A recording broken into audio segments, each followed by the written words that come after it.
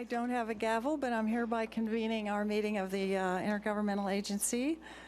Welcome to everyone. I'm glad you're here. Mr. Executive Director, do we have any agenda modifications to discuss? We do. Ms. Emanuel, you click the button there. Thank you. All right. We do have a few agenda modifications, Commissioners, and they're in the packets that are on the table. However, one is inclusive of modifying the agenda outline itself to reflect the accurate date of the next meeting as being March 1st. So there's an updated meeting agenda. Second, removed from the outline that was distributed previously is a presentation from FSU Real Estate Foundation. That was on a separate issue than the Gateway, by the way, and that'll be at a future meeting to be determined. And then there's a modification to agenda item number 6. That will now only include reappointment of Neil Fleckenstein and J.R. Harding. The distributed agenda included Stuart Proctor, and that was tied to his service on the Planning Commission, which I believe has ended. So those are the modifications, Madam Chair. Okay, thank you. I think next up is our Citizens Advisory Committee report. Yes, it is. And that is Alan Stux. There you are. Hi. Hi.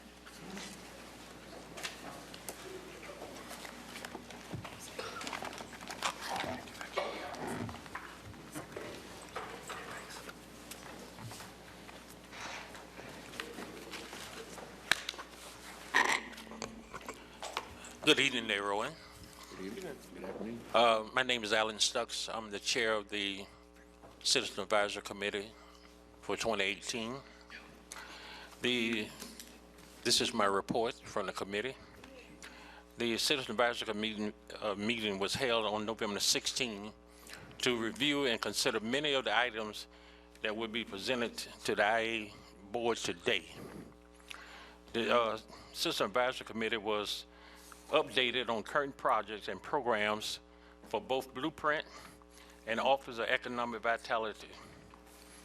The CAC members were excited to see the progress on the Smoky Hollow barber shop and look forward to the public opening.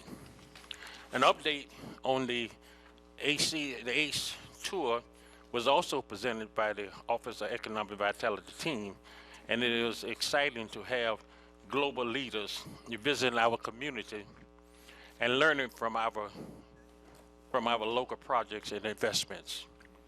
Regarding the Citizen Advisory Committee membership, the committee unanimously recommend the appointment of 2 members as well as the reappointment of 2 current Citizen Advisory Committee members to their second term.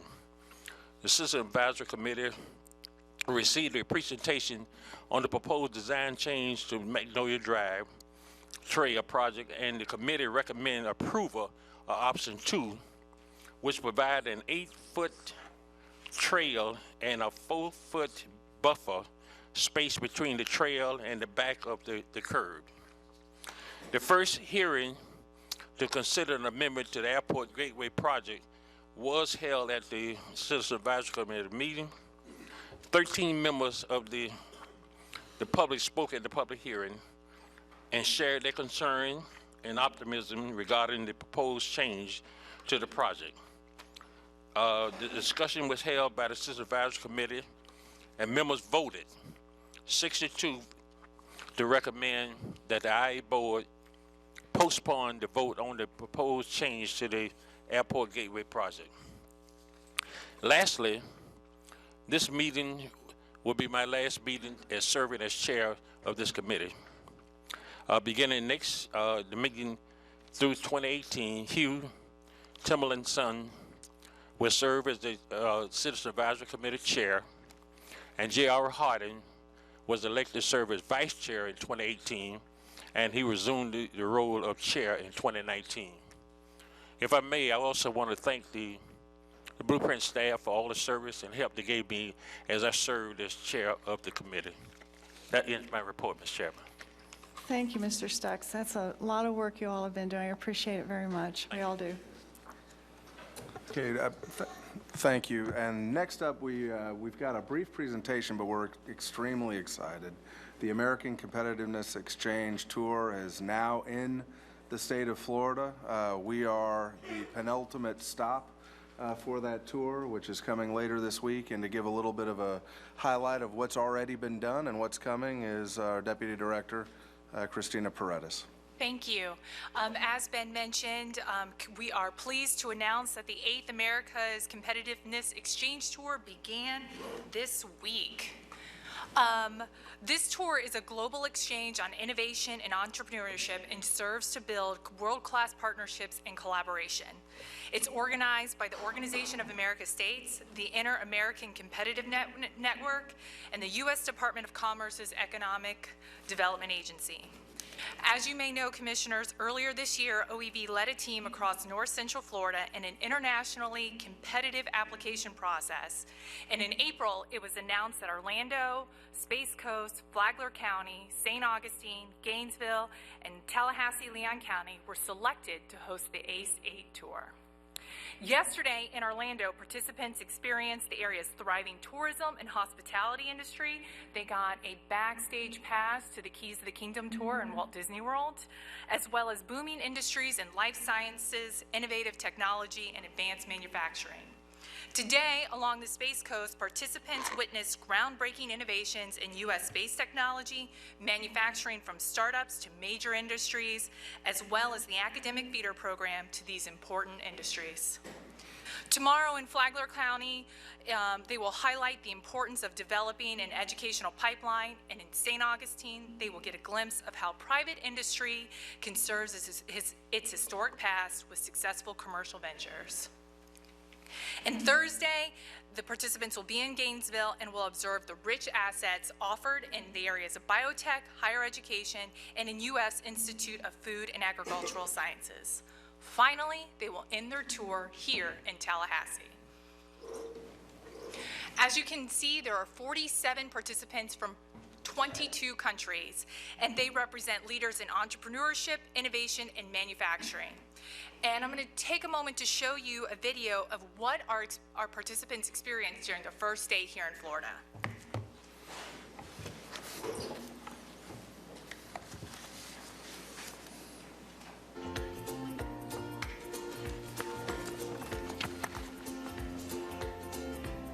The objective of the tour is to increase knowledge on innovation and entrepreneurship, expand talent pools, foster strategic partnerships, and new business opportunities for the region. Monday, December 4th was a great day in Orlando where decision makers from the Americas and beyond were able to connect themselves with experts from the University of Central Florida, the Guidewell Innovation Center,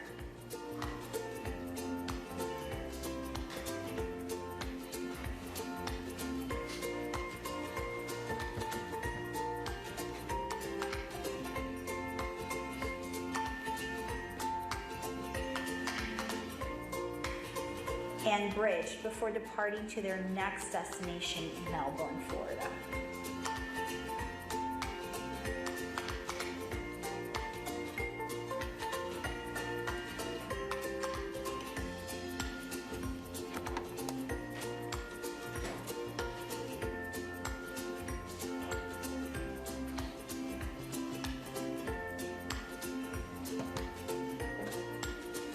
These days are packed with over 12 hours of activities, starting at 7 o'clock in the morning, going sometimes up until 10 o'clock at night.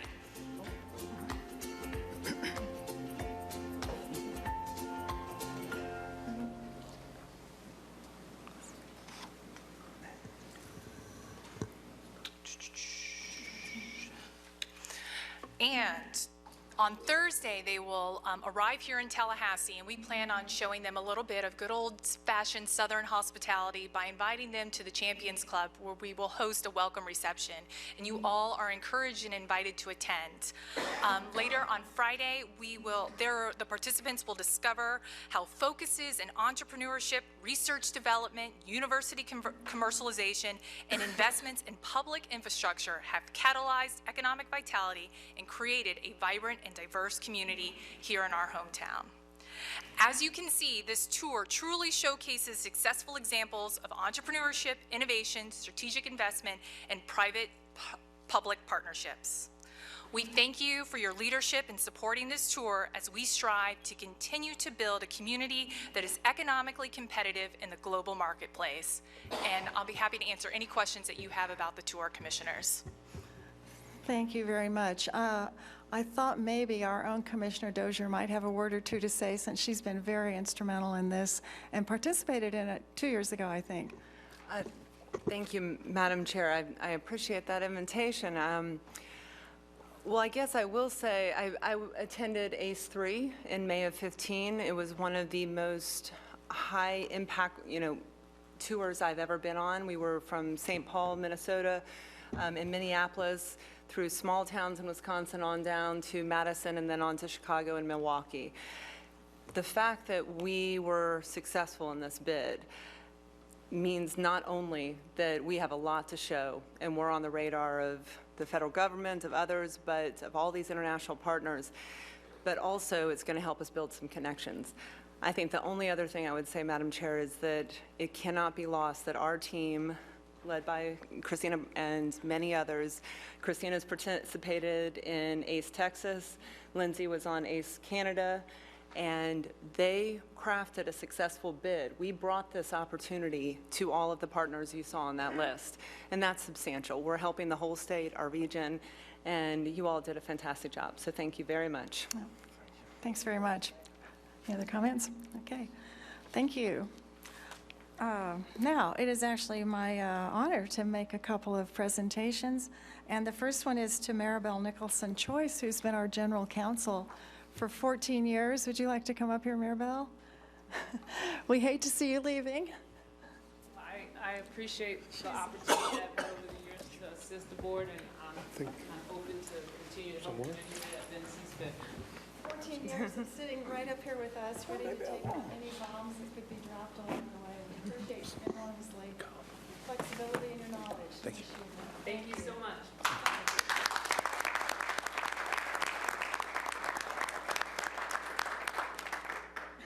Actually, I have this next one is Henry Martin. Who is, here she is, Henry. Hey, Henry. Henry is leaving our Citizens Advisory Committee after 6 years on that, but she's a legend in this business of the blueprint. Starting on in the original one, the 2000 blueprint, when we first introduced the whole idea of an additional 1-cent sales tax to our community. I knew you back then when you introduced the word holistic to this community, because these projects, the Blueprint Pledge is to incorporate the economic, recreation, transportation, social units of all of the projects we do. And the capital projects, yes. And the capital projects, and then you stepped up again and you were on the committee to review the extension. So what a woman. I'm impressed and proud. Pleased to know you. Thank you so much. It's been my pleasure, and it's been great just to see how Blueprint has shaped the community. It has. And I'm just thrilled. Thank you. Thank you. Thank you.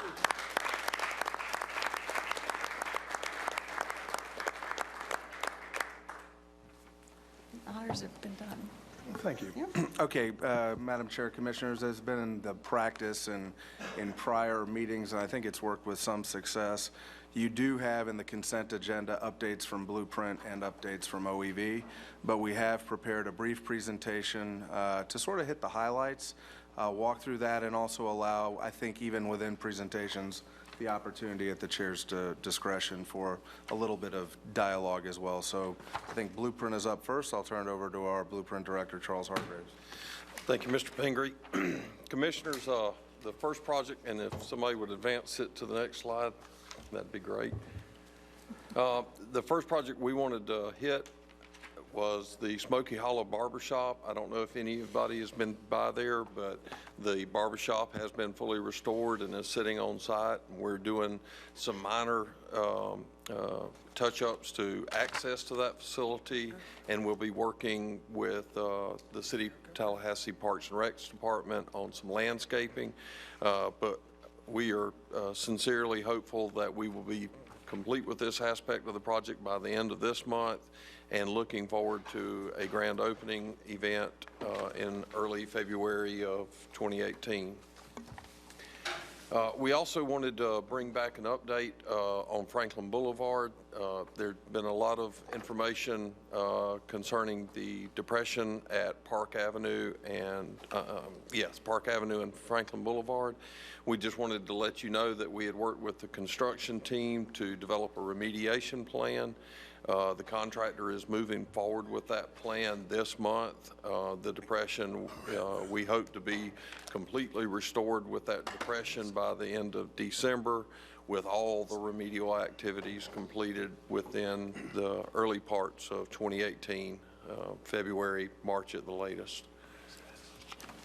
Magnolia Drive, as you may well know, Blueprint entered into an agreement with Big Bend Cares to do the portion of Magnolia Drive's multi-use trail between Adams and Monroe Street. That piece of the project will be completed by the end of December. We really would invite y'all to come out and take a look at it. We hope that it will be a shining example of what we can do in our community. So we do have a project item on that where we're looking at some design concepts, and we'll discuss that when we get to that item. Thank you. Okay, thank you, Madam Chair. Next for the OEV updates is our Director Al Latimer. Thank you, Ben. Commissioners, next slide, please. Okay, thank you. Ever since the second quarter of last year, the private sector has been delivering great news to us as we monitor the economy. Second quarter last year, the private sector started to outpace government sector in terms of employment, and here in the fourth quarter, this chart you see there is in our economic dashboard that was just produced. But what you see is led by the private sector, the GDP growth for Tallahassee is outpacing not only Florida but the United States as well. Next slide. As we look at that data in a little different way, taking into effect inflation and adjusting for inflation, Tallahassee still delivers strong growth and is outpacing all other metropolitan areas in Florida with a growth rate of 3.8%. That's awesome. Next slide. Here, Commissioners, we show you our project activity. On the left, of course, you will see the breakdown of projects by industry. There's a little legend to the bottom that corresponds to the industry. And on the right side, you'll see that we've had 21 projects for the year. We currently have 15 active projects that we're working. Next slide. When we bid for projects like Amazon and others, we do so on the strength of our great assets in this community. You know, we are proud when we can tout that we have two research universities that provide not only commercialization opportunities, but great students for our workforce, but also is an economic engine for the community as well. We have a diverse workforce, and we also, you know, have a broad regional area from which to draw talent. Within 90 miles of Tallahassee, we have 1.5 million ready workers. Next slide. The strategic plan called for us to establish a magnetic technologies task force. That task force has been stood up. It has had its first meeting. You see the members there, chaired by Ricardo Snyder at Dan Faust.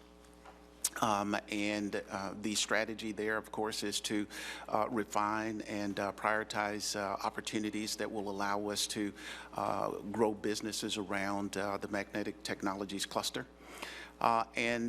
So now our next step is going to be to just advance to the next level, highest level possible. Next slide. Wait, just go back for a second.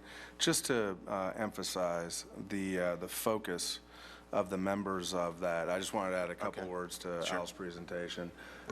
What we really have here, Commissioners, is alignment around, if you boil everything down, there are tremendous assets that we have in resources, and we herald them all the time.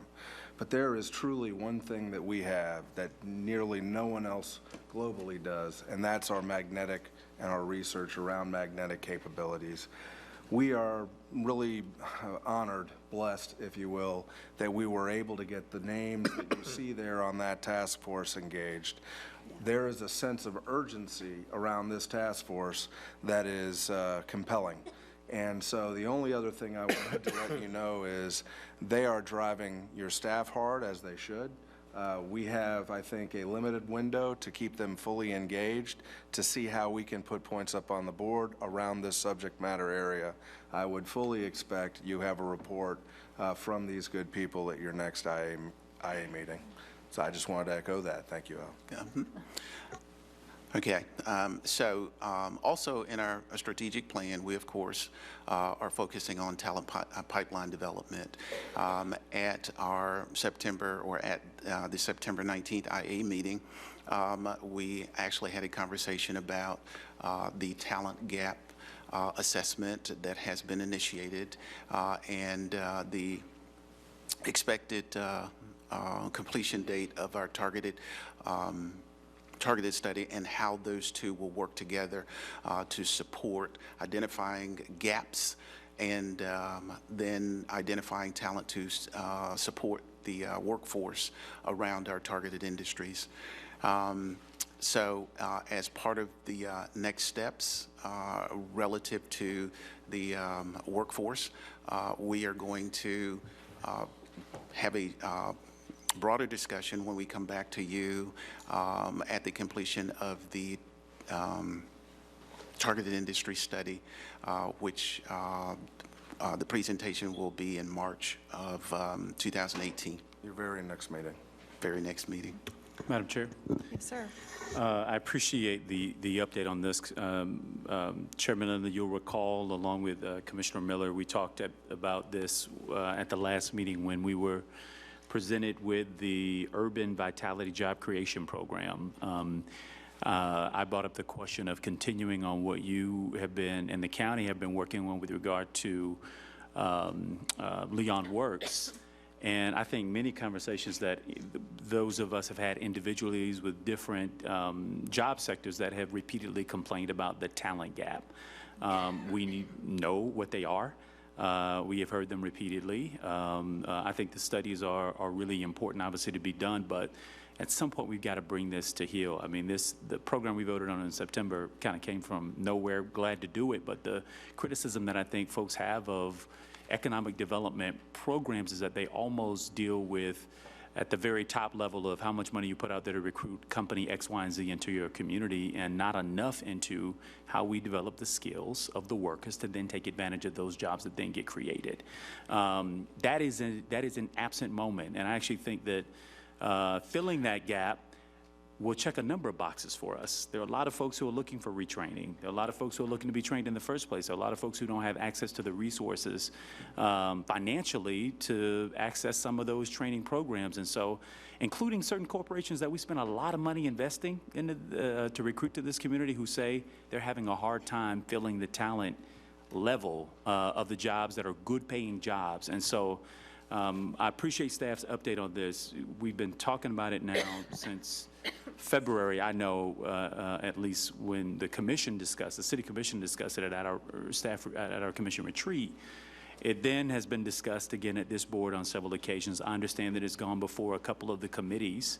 And I understand that they've given favorable feedback of moving forward with the development of a program that focuses on talent development. So I'm very interested in, as soon as possible, these ideas, the thinking and all this other stuff coming to a head by us putting something out there that folks can respond to. We've already adopted a pilot program on the other piece, which again came from nowhere. It was staff driven. I would like to see something that comes to this group that is policy driven by elected officials that we can discuss and have the opportunity to vote on. Thank you, Mr. Mayor. Commissioner Miller? Well, I did want to, I would just like to add my voice to the mayor's voice. We all talk about job creation, and yet we have hundreds and hundreds of jobs that are unfilled right now in the community. And we have been discussing this now for a year. So we need to see some programmatic suggestions at least. Whatever you guys can do to expedite that, I think it's time. And based on what you know now, I know that we have a study out there that's looking to tell us what our strongest suit is related to economic development and job recruitment. But the fact is still, we have jobs that are unfilled. And I don't know how long people are going to be patient enough to wait until we move to try to figure out ways to train the people or to offer or to work with TCC or what Lively or whatever it takes. That I'm leaving that to you fine folks who know a lot more about this than I do, but it is way past time for us to start rolling out an organization or some programs that can get some of this moving. So whatever you can do. I've been very impressed with what you accomplished in the first year of existence and what you've accomplished in your second year of existence. But it's now time to enter the third year, and I think this needs to be up there at the top of your list. Thank you. Thanks, Commissioner Rattler. Commissioner Dozier? Thank you, Madam Chair. I appreciate the comments from the Mayor and Commissioner Miller. I think the study is absolutely appropriate. I'm not sure we have the raw numbers on what we're looking at. We hear a lot of anecdotal evidence. We see it from different industries. I do know from hearing all of you, many of you talking at different meetings or at our commission, a lot of us are having different conversations with stakeholders around the community. I think the superintendent and the school board are more invested in this at Lively than we've seen in a long time, and that's exciting. TCC obviously is, the Builders Association and others. I made Ben aware during our briefing, I was asked to join a work group through DEO. They got a grant to look at various aspects of apprenticeships around the state, and that report is due in March. Part of that, the work group I'm on is getting different groups, women, minorities, veterans, others, into apprenticeship programs, but there is a policy and governance work group as well. The state of Florida has a lot of rules in place statutorily that prevent us from doing a lot of the workforce training programs and apprenticeships that other states can do. So I wanted to mention that and say that I think there are going to be some opportunities coming out of this report, not just for our legislative agenda perhaps for next year, both city and county, but there may also be an opportunity, and I don't know if we're going to have time at a blueprint meeting to do this. Maybe this is a separate blueprint workshop. I don't know if that doesn't really resonate with everybody, having another meeting, but to bring some of those others in. This needs to be collaborative. OEV can't administer all the programs that we might be talking about, and I think we are lacking that kind of coordinated effort right now. A lot of us are working on this. We are certainly engaged, city, county, and OEV, but I think there may be an opportunity, Madam Chair, to bring the school system in, TCC, at least have it in an agenda item, if not invite them in, so that we all know what tools are in our toolkit already, where people are already. So I wondered if Ben may have some thoughts about how we assimilate that information, and if doing that at the same time as we get this study done might help us take quick action that my colleagues just mentioned, which I think we're all interested in. I might just make one quick comment, too. I think, yes, a lot has been, there are a lot of different groups working from different approaches, definitely the school system. The apprenticeship piece seems to be kind of a real missing piece throughout the community. Friday, we're going to be graduating 10 apprentices from who've worked within Leon County in this last several months, but that's just within the walls of Leon County government and our various agencies. So I know the Chamber of Commerce is interested in that. I know that you've spoken, and I have too, with the Tallahassee Builders Association and others. So, I mean, it might be time for us to try to pull together some kind of a holistic approach to see where we are and where we maybe can go to pump this up a little bit more. Madam Chair, on point to your Yes, sir. graduations, we're also graduating 30 folks from the O Avenue, which is the tech training program that we created out of whole cloth. So you're right, there are a lot of Great. pieces here that are being, And these are young people, high school, mostly in yours these are folks who are actually mid-career professionals. Some of Okay. them haven't gone to college, Yours some of is a them are in gr- graduate programs Thank you. at all levels. Right. That's great. I know. Commissioner Deloche? Yeah, when I was at the small home opening yesterday, Rick Carney's village or whatever it's called. Tiny homes. Dwellings or whatever, yeah. Yeah, dwellings. Tiny homes, sorry. Chuck White pulled me aside and he said he's got a number of people and before we do Leon Works next year, we ought to reach out to him in advance and try and see, because he's got people that are on the fringe, that have job skills, that are looking for work. Right. And if we can get them connected. And then I had lunch today with a buddy of mine. He has 200 employees. He goes, I got 30 or 40 openings. I can't find people. Right. We have reached out to the shelter, Right. and they've had a few people come, but I think you're absolutely right. Yeah. More on There's that a front. window of people in this town, I don't mean to sidetrack this, but that have businesses that are not engaged with the chamber, that don't do business here in town, and, for whatever reason, they choose not to be real active in the community. And I talk to these people, and a lot of them are drowning for lack of available employees. So we need to do a better job, I think, of Right. trying to get in front of some of these It's people. interesting, because it seems like there's been a phase where it seemed like there were no jobs, jobs were lacking, and all of a sudden, possibly not all of a Need sudden, people. now they need people with the skills to fill Good problem to have. fill good jobs. It is a good problem. to have. Thanks. Mr. Mayor. Well, it is not at least when we applied for and received the tech hire designation from the White House, in combination with LinkedIn, they were able to determine that we had a little over 500 jobs that were being advertised on average from 10 to 12 months in this community due to the skills gap.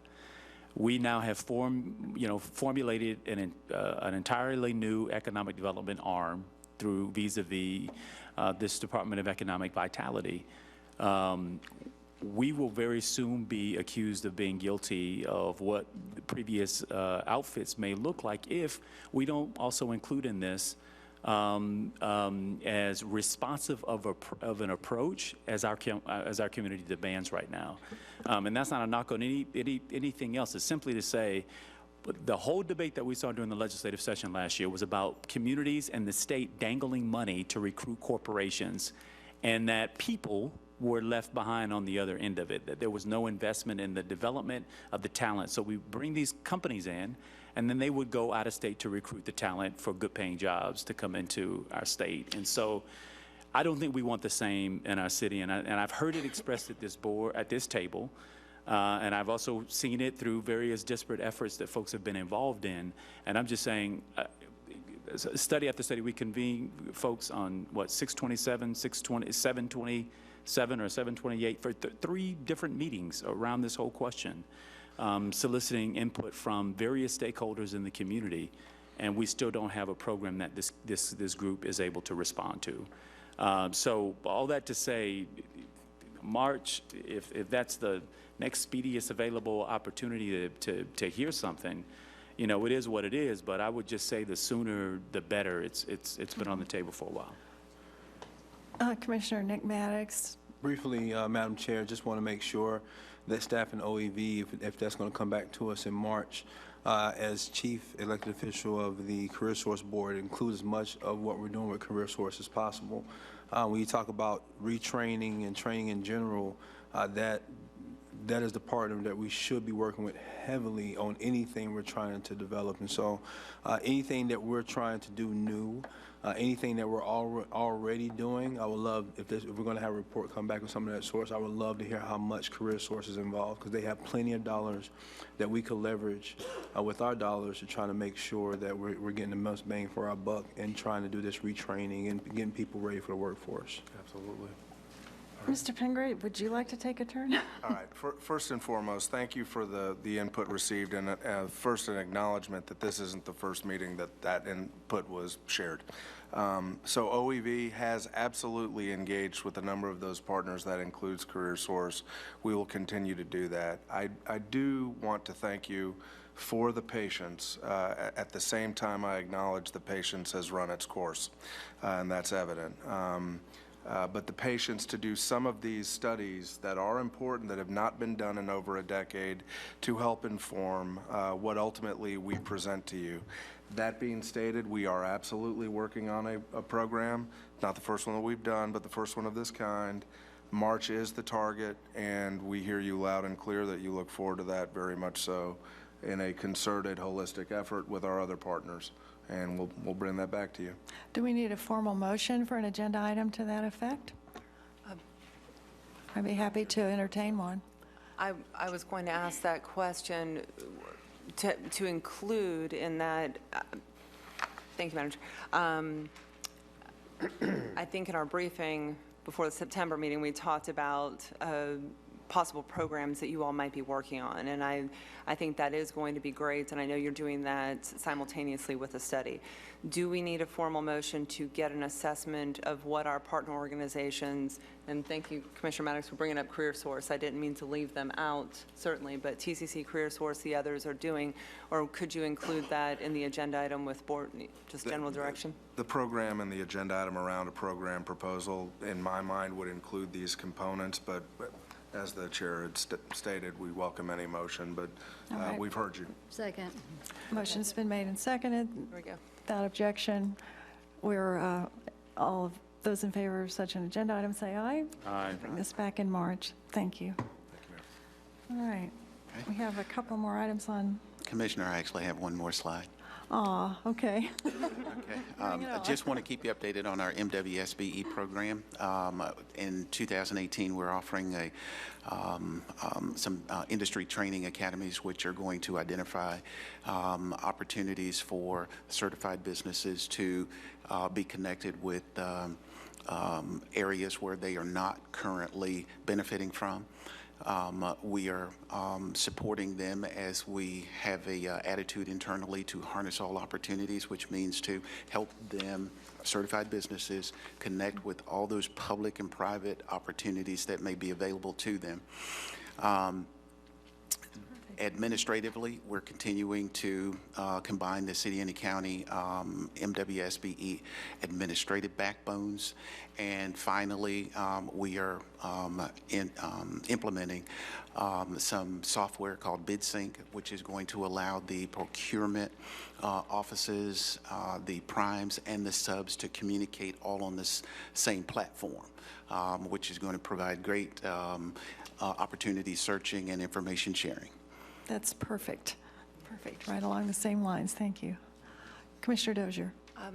Thank you, Madam Chair. I wanted to make two quick comments outside of the discussion, although Commissioner Deloge teed me up perfectly on one of them.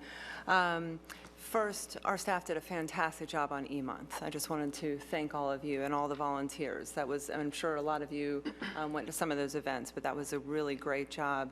Commissioner Deloge, you just mentioned those businesses that mostly do business outside of Tallahassee. A lot of them are IT or engineering-based or others who I've been hearing from recently, but there's a lot of different types. The Tech Talk Innovation Parks event during that E-Week, we heard from 5 CEOs of local tech companies, and this was a constant theme, was great people being poached by others, mostly Google, so they know where to come for really good employees, not being able to fill those jobs as quickly, but a related issue that people don't know that they have their businesses in Tallahassee because, and it's no offense to the chamber, certainly the chamber works wonderfully for a lot of local businesses, but these folks do most of their business outside of the county, outside of the region. So I wanted to ask staff if we could look at, or in the boards, if we could look at 2 issues. One, how we take an assessment. We've heard this, we actually heard this in our Shop Local presentation, I'm sure the city did too, that without a business license on either city or county side, we don't have a good, robust list of what local businesses are out there and what they're doing, and to kind of highlight that for others. I shared with Ben a magazine that Gary Zirin actually brought back from Madison, Wisconsin, which was a local business directory, something like that. So I was wondering if there was any interest on the board of looking at those opportunities through OEV to do an assessment, how we might do that. There might be an incentive for businesses to list with us if we had a publication or something like that, or even on the web. And I think really highlighting those businesses, the clusters, the IT clusters, as we start to develop the workforce side of it is really going to be important as well. There's some really good stories to be told about companies that are out there that most people wouldn't even realize are in our community, you know. I mean, Richard Campbell with Applied Fiber is a good example. I mean, there's a company that's doing business all over the world. Golden lighting. Havana, yeah, there's those kind of things, and I don't know what the connect point is, but, you know, Sue's going out to meet with Progressive Pediatric. I met with them this week. They're doubling or tripling, you know, they got 50 employees now. They've got big plans. They're just not on anybody's radar. So, you know, if we can grow businesses that way, so. Could we, Ben, you're about to jump in, but make a motion for at least an agenda item to assess how we take account of our businesses and help promote that story of how much we have to offer? Yeah, I think, I mean, even if we brought them in together and just said, let's have a lunch and talk about what are the things that are impediments to you to growing your business, and why do you stay here? The guy today said, if I had to do it all over again, I'm not sure I would come to Tallahassee. And he's been all his life. You know, I mean, he by choice came here, but it's not exactly the town that fosters for them, that he didn't think so. So I'd like to play some role in that. Yeah, absolutely, and I'd be happy to help. I can give you a list of a dozen names. A motion and second it on that, or you just direction? For a staff agenda item, just to assess how we do this and how we engage these businesses. From our perspective, we can look at some of what other communities like Madison are doing. We certainly have access to software because of the investment that the city and county made in standing up OEV. That's pretty replete. And then with our partners, of course, at the Chamber of Commerce, the Minority Chamber of Commerce, and others. Look forward to doing that agenda item. All right, without objection. All righty, that'll be coming up in 2018. Do we have other presentations, Mr. Pingree? I believe that is the Al, are you last finished? of the presentations. That's it. Thank you. We're on to consent. Okay, well, I need a motion for consent. approval of consent. Motion's been made and seconded. All in favor signify by saying aye. Aye. Consent's adopted. We are on to general business. The first presentation is an update of the design concept for the Magnolia Drive. Okay, thank you, Madam Chairman. This is, agenda item is to approve updated design concepts, as you have noted, for Magnolia Drive Trail Project from South Monroe to Appalachia Parkway. There's been a tremendous amount of good engagement with the neighborhood. Obviously, we have a couple of segments that have been done. I think you'll appreciate a brief presentation that staff has that gives you a little bit more detail and background about where we've been over the last few months on this. So if you're amenable to it, Madam Chairman, I'll turn it over to Charles and Megan. Thank you, Mr. Pingree. Commissioners, the item that you have before you is a culmination of an analysis that was performed by Leon County Blueprint and our design partners. We were asked to look at the corridor, the constraints within the corridor, and see if there was an opportunity to provide some enhancements to the project to greater improve bicycle connectivity and pedestrian access. So we spent the last 3 months doing some outreach and analysis. We want to do a short presentation, which is similar to the one that we gave to the citizens at a public meeting and to our CAC. And so without dragging this out, I'd ask Megan to take the reins and go through this presentation. All right, thank you, Charles, and good afternoon, Commissioners. In September, you may remember we presented a brief update on the Magnolia Drive Trail project and let you know that we were taking a second look at the design based on community feedback we received since the completion of the first phase. So over the last few months, we've been working with your city and county teams to reevaluate that trail design for the remaining trail segments. We've also continued our discussions with the public regarding how we can improve the overall trail and corridor. So today, we are pleased to share the results of that work with you in the form of 2 new design alternatives for the trail. So improving the safety and providing the infrastructure for people to safely walk and bike along Magnolia Drive corridor has been a long-standing community priority that became a reality in 2015 when the IA board approved funding for the Magnolia Drive Trail project. Per the agreement approved by the board, Blueprint would provide the funding for the trail project and also manage the right-of-way acquisition, while Leon County would coordinate the design and construction. So since 2015, a lot of work has been done to build that infrastructure that will allow people to walk and bike safely along the Magnolia Drive corridor. The first phase was completed earlier this year from Pontiac to Meridian. And as you can see on the screen, the current design is a 10-foot wide trail on the back of curb. This design focused on minimizing the impacts to the surrounding property owners while still providing a wide path for multiple people to use at the same time. As Charles shared just moments ago, phase 2 is nearing completion between Monroe and Adams, and this phase was constructed in partnership with Big Bend Cares. So through those first 2 phases, there were lessons learned, and the community spoke up regarding suggestions for improving the future phases of the trail. We heard those suggestions and worked with our partners at the city and the county to develop design alternatives, and we presented those design alternatives at a community meeting on November 6th, which was well attended from residents of the surrounding neighborhoods. All in all, we've got 64 people who signed in, although we suspect more joined us that night. So you can see some of the feedback that we gathered at that meeting, and one of the foremost comments was that separating the trail from traffic would really increase the safety and feelings of comfort of people using the trail, and residents were even willing to have a narrow trail if it allowed that space for a buffer and for plantings between the trail and the roadway. I also just want to point out that last comment, we did have a number of residents ask us to consider undergrounding utility lines, and so we'll touch on that briefly in just a few moments as well.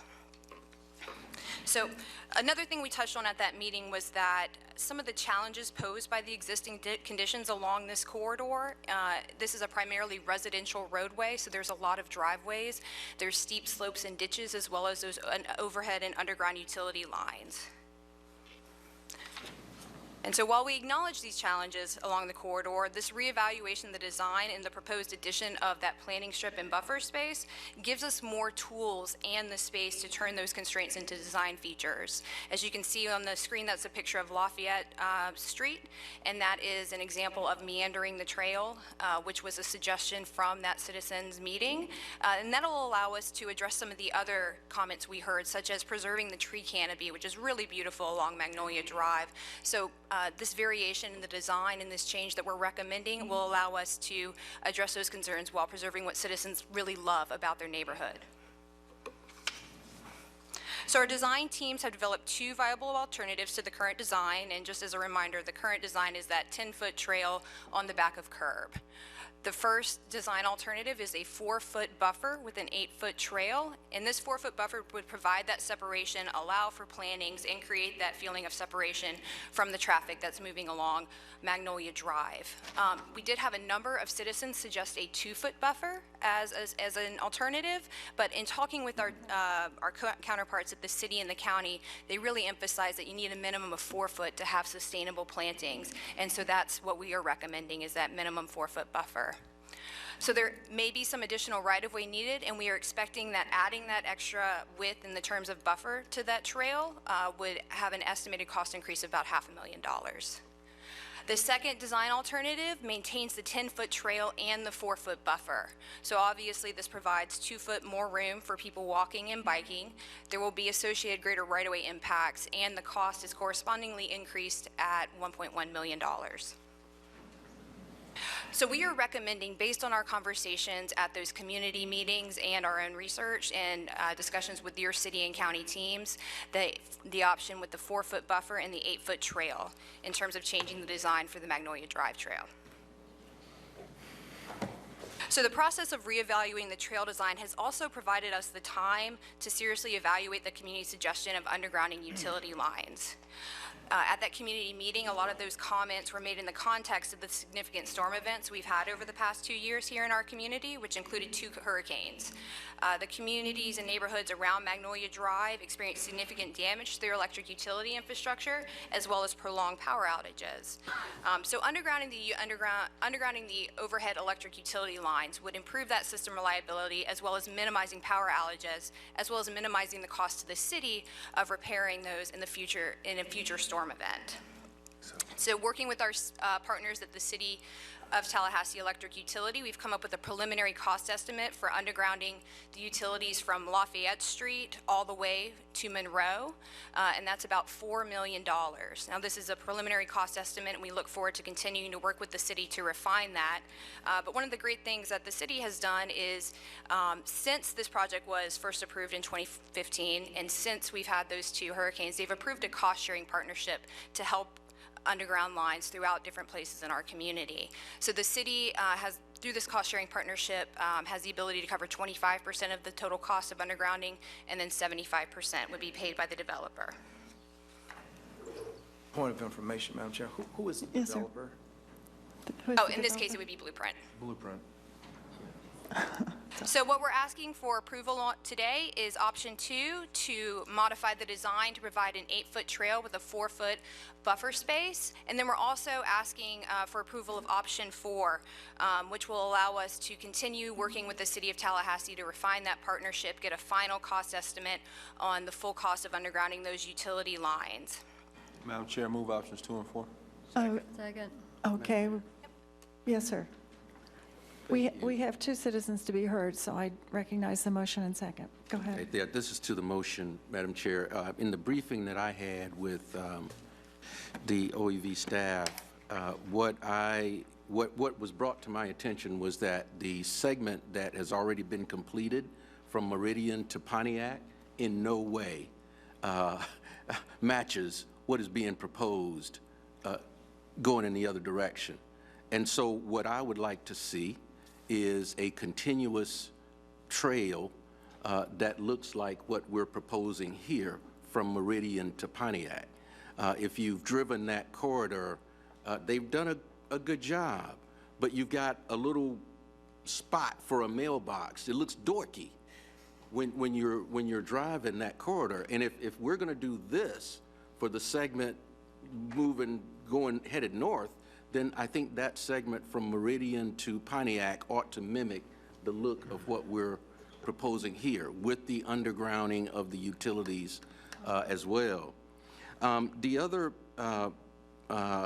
point that I wanted to make also is, and I talked to Ben and the staff about this, is on the north side of the completed segment, which is the perimeter, the southern perimeter of Heilemann Golf Course.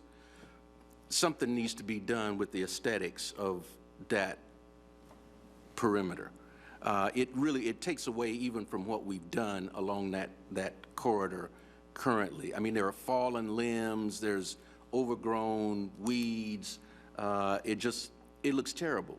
And so we talked about the possibility of maybe doing some landscaping along the northern side of that corridor to improve the aesthetics of that perimeter of the Heilemann Golf Course. Capital City. Capital City. Capital City, that's what I meant. Capital City, I'm sorry. Yes, Capital City. Okay. Thank you. Ben? Sure. On the first item that we discussed, commonality amongst all the segments when we're done, option 4, if it's approved, if the motion is approved, this would come back to you also in March, and we would incorporate an analysis of what it would take to find that commonality as part of that. So I think we're solid there. Leaving on the second issue that you mentioned, which is on the northern side of Magnolia near the city's golf course, that was discussed in your briefing. I believe we were going to look at opportunities. City tree bank. Okay, so I do think that there's some forward motion that can be done through the city tree bank program on that, sir. So I have to report Thank that. you. Thank you. Before we, excuse me. As making a motion on point. So you're saying that what Commissioner Richardson is saying is going to be contemplated in what you bring back or something like that? Okay.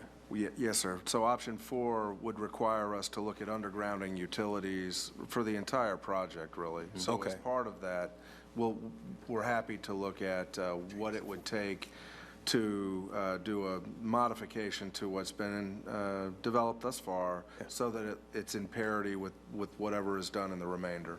Just to that point, as making a motion, I do agree with the continuity argument that Commissioner Richardson makes. Thank you, Madam Chair. Okay, thank you. Before we continue commission discussion, I'd like to hear from the 2 citizens who have asked to be heard. Ramona Abernathy Payne, first up, and Edward Reed. Are you here? Ms. Abernathy Payne? You have 3 minutes, and please tell us your name and address for the record. I'm Ramona Abernathy Payne. I live at 2006 East Indian Head Drive, and I'm on the board of the Indian Head Lehigh Neighborhood Association. Thank you for the opportunity to speak. And I want to thank the city, the county commissioners, the city commissioners, the planners, and the Blueprint staff for bringing to the Magnolia Multi-Use Trail project to this point. Especially my thanks go to Commissioners Dozier and Miller for getting it started a few years back. This is a heavy lift. Sidewalks along this street are something that we've been lobbying for 30 years, and without these 2 commissioners stepping in, it would still be in the lobbying stage.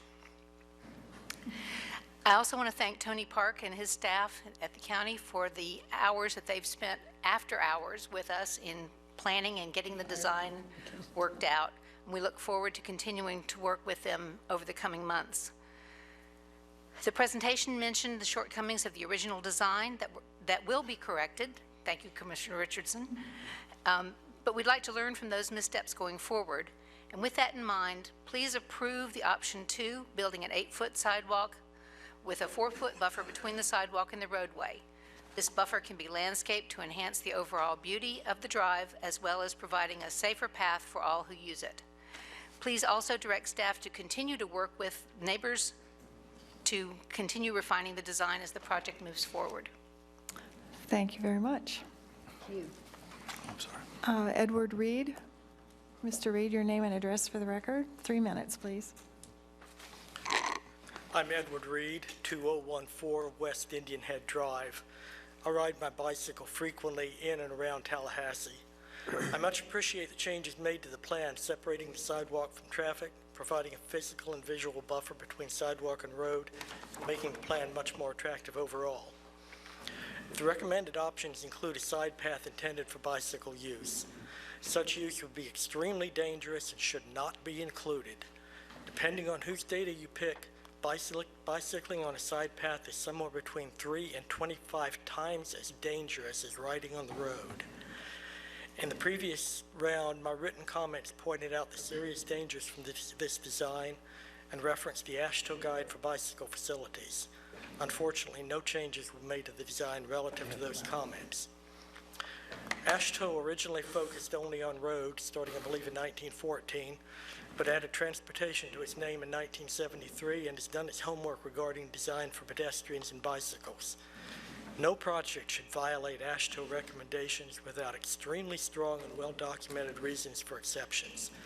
The bicycle side path proposals violate many provisions of the AASHTO bicycle guide. Non-cyclists and inexperienced cyclists often sense, oh, big cars, little bicycles, must keep them apart. Your senses, go out in a field and look around, and your senses tell you very clearly that the world is flat. Had you never seen the inside of an automobile until age 30 and then jumped in, you'd have been scared to death of all the 65-mile-an-hour experiences. Our senses are not good at judging safety. We judge the familiar to be safe and the unfamiliar to be dangerous, even when the opposite is true. The number one rule for bicycling safety near cars is be where drivers are looking. Bicycling on the proposed side path violates this rule in multiple ways because drivers are looking for other cars which are on the road, which are acting as drivers act. The AASHTO guide very clearly lays out one by one, page by page, the many conflicts created by a side path design. There's not even any particular need for a bicycle path here. I ride on Magnolia Drive when I need to, and I find it safe, albeit not exactly pleasant. This part of Magnolia is paralleled by roads which are better for bicycling, notably Seminole Drive and Atafanini.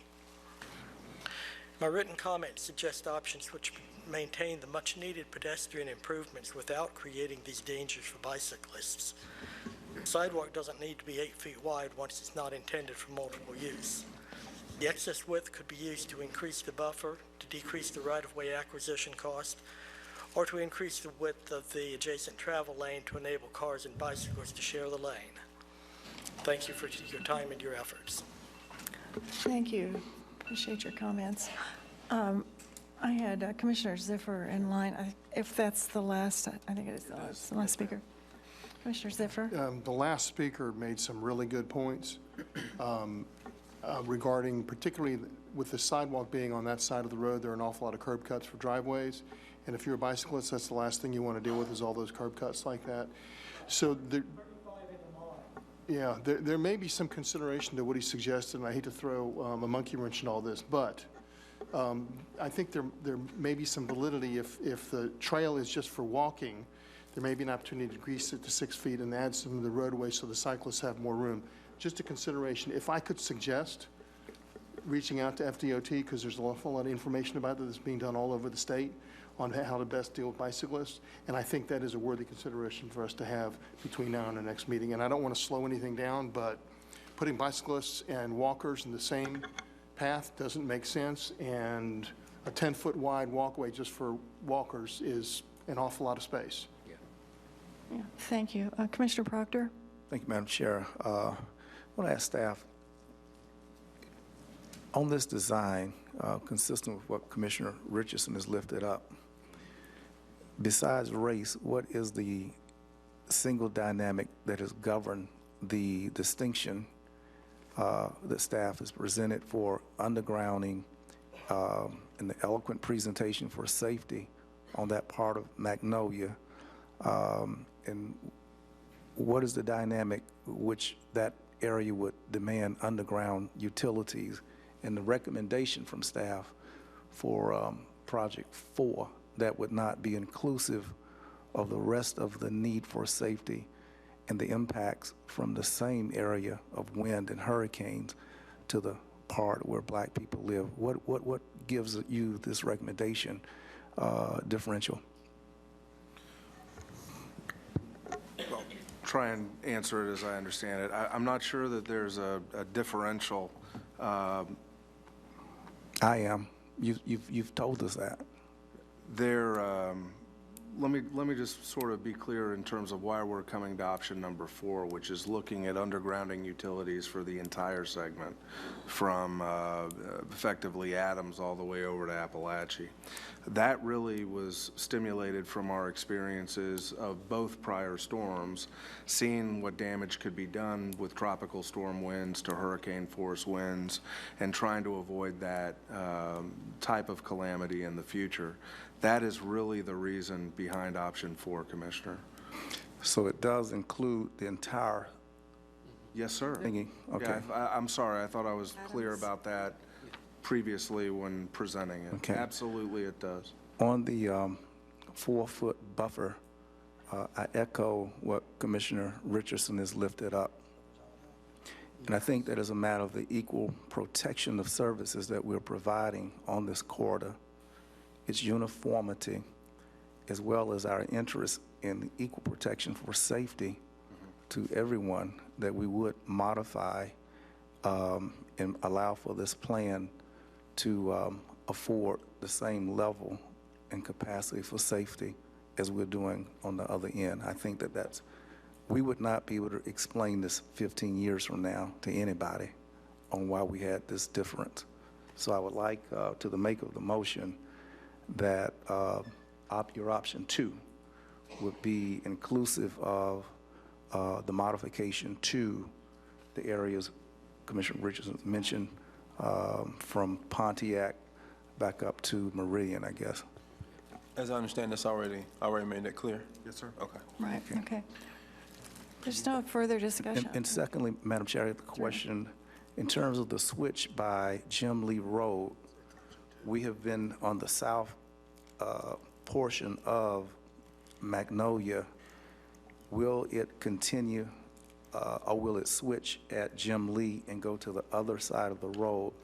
Because when you get to Jim Lee, there is a ravine.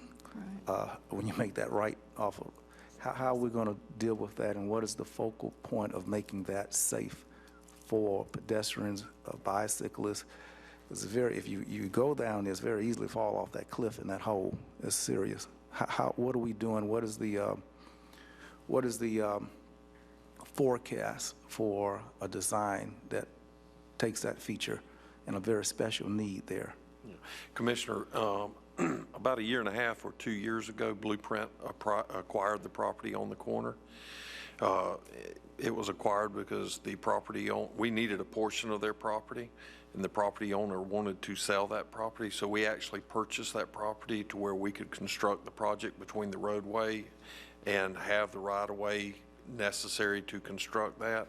In that area, I'd have to defer to the design team because I don't know exactly whether there's handrails or guardrails in that area, but there is a significant slope that falls off. So I'm just trying to, will it be built over air, sort of like the situation we have down on South Monroe Street? We built the sidewalk, you know, in the air. Yes, sir. No, sir, it would actually be filling that area along the roadway to build, create an area to construct that sidewalk. So we're going to put that much dirt in that hole and prop it up. That's what we're saying? Adjacent to the roadway, yes, sir. Okay, very good. Thank you. Okay. Commissioner Dozier? Thank you, Madam Chair. Good comments about the existing walk. I appreciate that. I think I read something in here about planters, too. I'm concerned about costs, but I think assessing that would be great. So thank you to those who have spoken to that before. For the bike lines, Commissioner Ziffer, I appreciate your comments and asking for a review of that. This has come up before on Gaines Street. There are some cyclists who absolutely want to ride. I mean, they're more skilled and want to ride on the road. But Franklin Boulevard, Gaines Street, other places, we have done a wider sidewalk that it's a shared use sidewalk. Is that right? So I am wondering about Mr. Freed's, I believe I got your name right, comments, and whether or not there is a distinction between a 4 or 6 foot sidewalk and an 8 or 10 foot sidewalk that may increase the safety for a multi-use trail. If that's not the case, then I think we need to assess that, but that had been my understanding as we reviewed these other projects. So as that comes back, I wouldn't mind seeing a little more discussion about kind of a break point in the width of the sidewalks and where it becomes multi-use, because I think that can inform other projects we're looking at as well. There was one other issue, and I've got a question about option 4 here. Yes, we have seen for 2 hurricane cycles now, major impact and a lot of discussion in the community about undergrounding. Heard from the city about how much that cost was going to be across the board, you know, for the whole community. We can't do that, I'm sure. And I applaud the city for coming up with a way to partner with developers to match that. My concern here is that this is, to my knowledge, the first time we've inserted this into a, I mean, there may have been other projects that were new, whether it was FAMUA or Franklin or something else where we underground utilities. So I guess I kind of read into this that this may be the first of many requests if we are choosing that this is the direction we want to go, to include underground and 3/4 of that cost being borne by Blueprint for the Blueprint 2020 tax. We're already at $150 million shortfall. We always have to massage these projects. We just added $500,000, or we might by this vote, to this walk, and there may be additional costs to improve the existing section, right? So I am a fan of underground. I think there is a long-term benefit to the community and certainly to city utilities, which we all pay into and support. So I am uncomfortable giving direction without a little more analysis of that, kind of what the longer-term impact is for the blueprint budget. Hopefully, OEV's efforts are going to increase sales tax revenue, and we're not going to have this gap long-term. But I just wanted to raise that point because I think it is an issue we got to consider, but I am very concerned. I mean, this is our mainstay for infrastructure improvements, and it's a joint project, and we celebrate that, and undergrounding may be good at certain times, but I am very concerned about adding $3 million in the budget right now and what the longer-term impacts might be. So with option 4, it's authorizing staff to move forward with the city to do the underground utilities.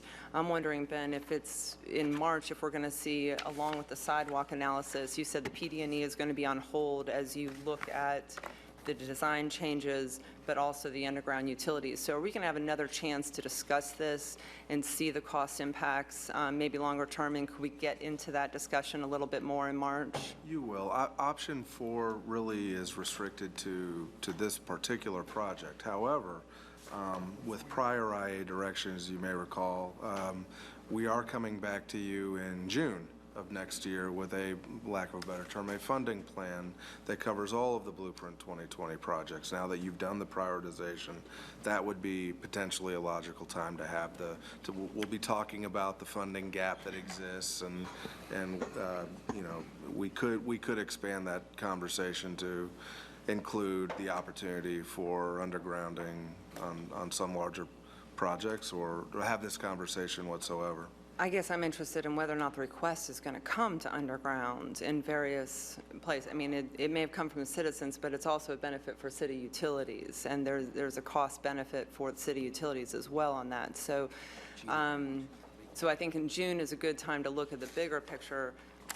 I don't want to slow this project down. I know Commissioner Miller and others none of us want to slow this project down, but we are slowing it down to March. So can we have a discussion about this particular project, the cost impacts, yes, and the utility costs yes, in March? Yes, okay. Absolutely. And that will be part of the agenda? Okay. Yes. With that caveat, Madam Chair, I can support the motion, but I just wanted to raise that concern today, Right. because if we add multiple millions of dollars to every project, I think we're on a slippery slope there, and we got to be really careful with that because we're already facing a deficit before 2040. Thank you.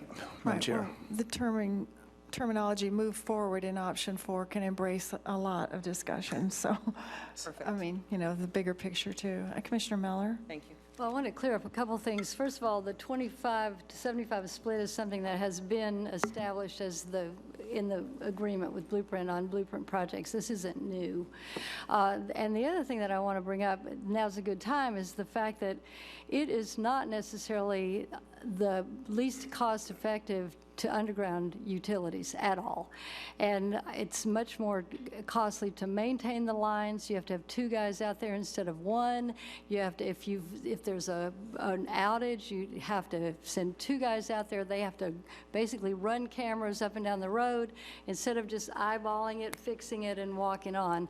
That's just one of the things. The heat buildup, I could go on, but it is much more expensive to maintain that underground line except during storms. That gets to be an advantage. So in this particular case, I mean, so I would say that our utility people, if they were here, if Rob McGarrett was here, he would be saying, hey, I don't want to underground anything. But it is an aesthetic appeal. It does have an advantage during storms. And in this particular case, it came up entirely from the residents and not from the city.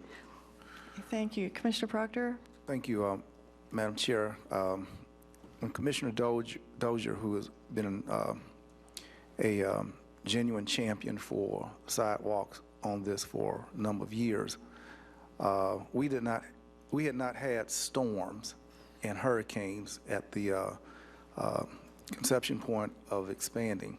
And this was an idea to make the road, I won't say walkable because it was already walked, it's walk, period, but to make it safe for pedestrians, to understand that it was a major connector for the south end of the community coming around Magnolia, and recognizing that every body, B-O-D-Y, that is brought up on emergency transportation typically comes through Magnolia be it down Jim Lee or coming up Monroe, coming from FAMU.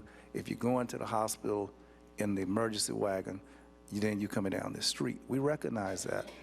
But at no point early on was there a discussion about utilities being a part in the framework of this project at all. This is an aesthetic which I'm not totally against, but it certainly is an add-on aesthetic after we have shaped and framed and had our original bases and reasons for expanding and placing sidewalk down there. I can't support option 4 on a 25-75 split, and I apologize to the table, Commissioner Miller, for it not being a part of my awareness that in the agreement that the IA has a stipulation of a 25-75 split on underground utilities. That's a fine point that I was not aware. I'm willing to drop option 4, period. It doesn't have to be a sticking point for me at all. And I would simply suggest that, what was the total, wasn't the total project amount supposed to be something like $5 million for this originally? It's a $5 million project, isn't it?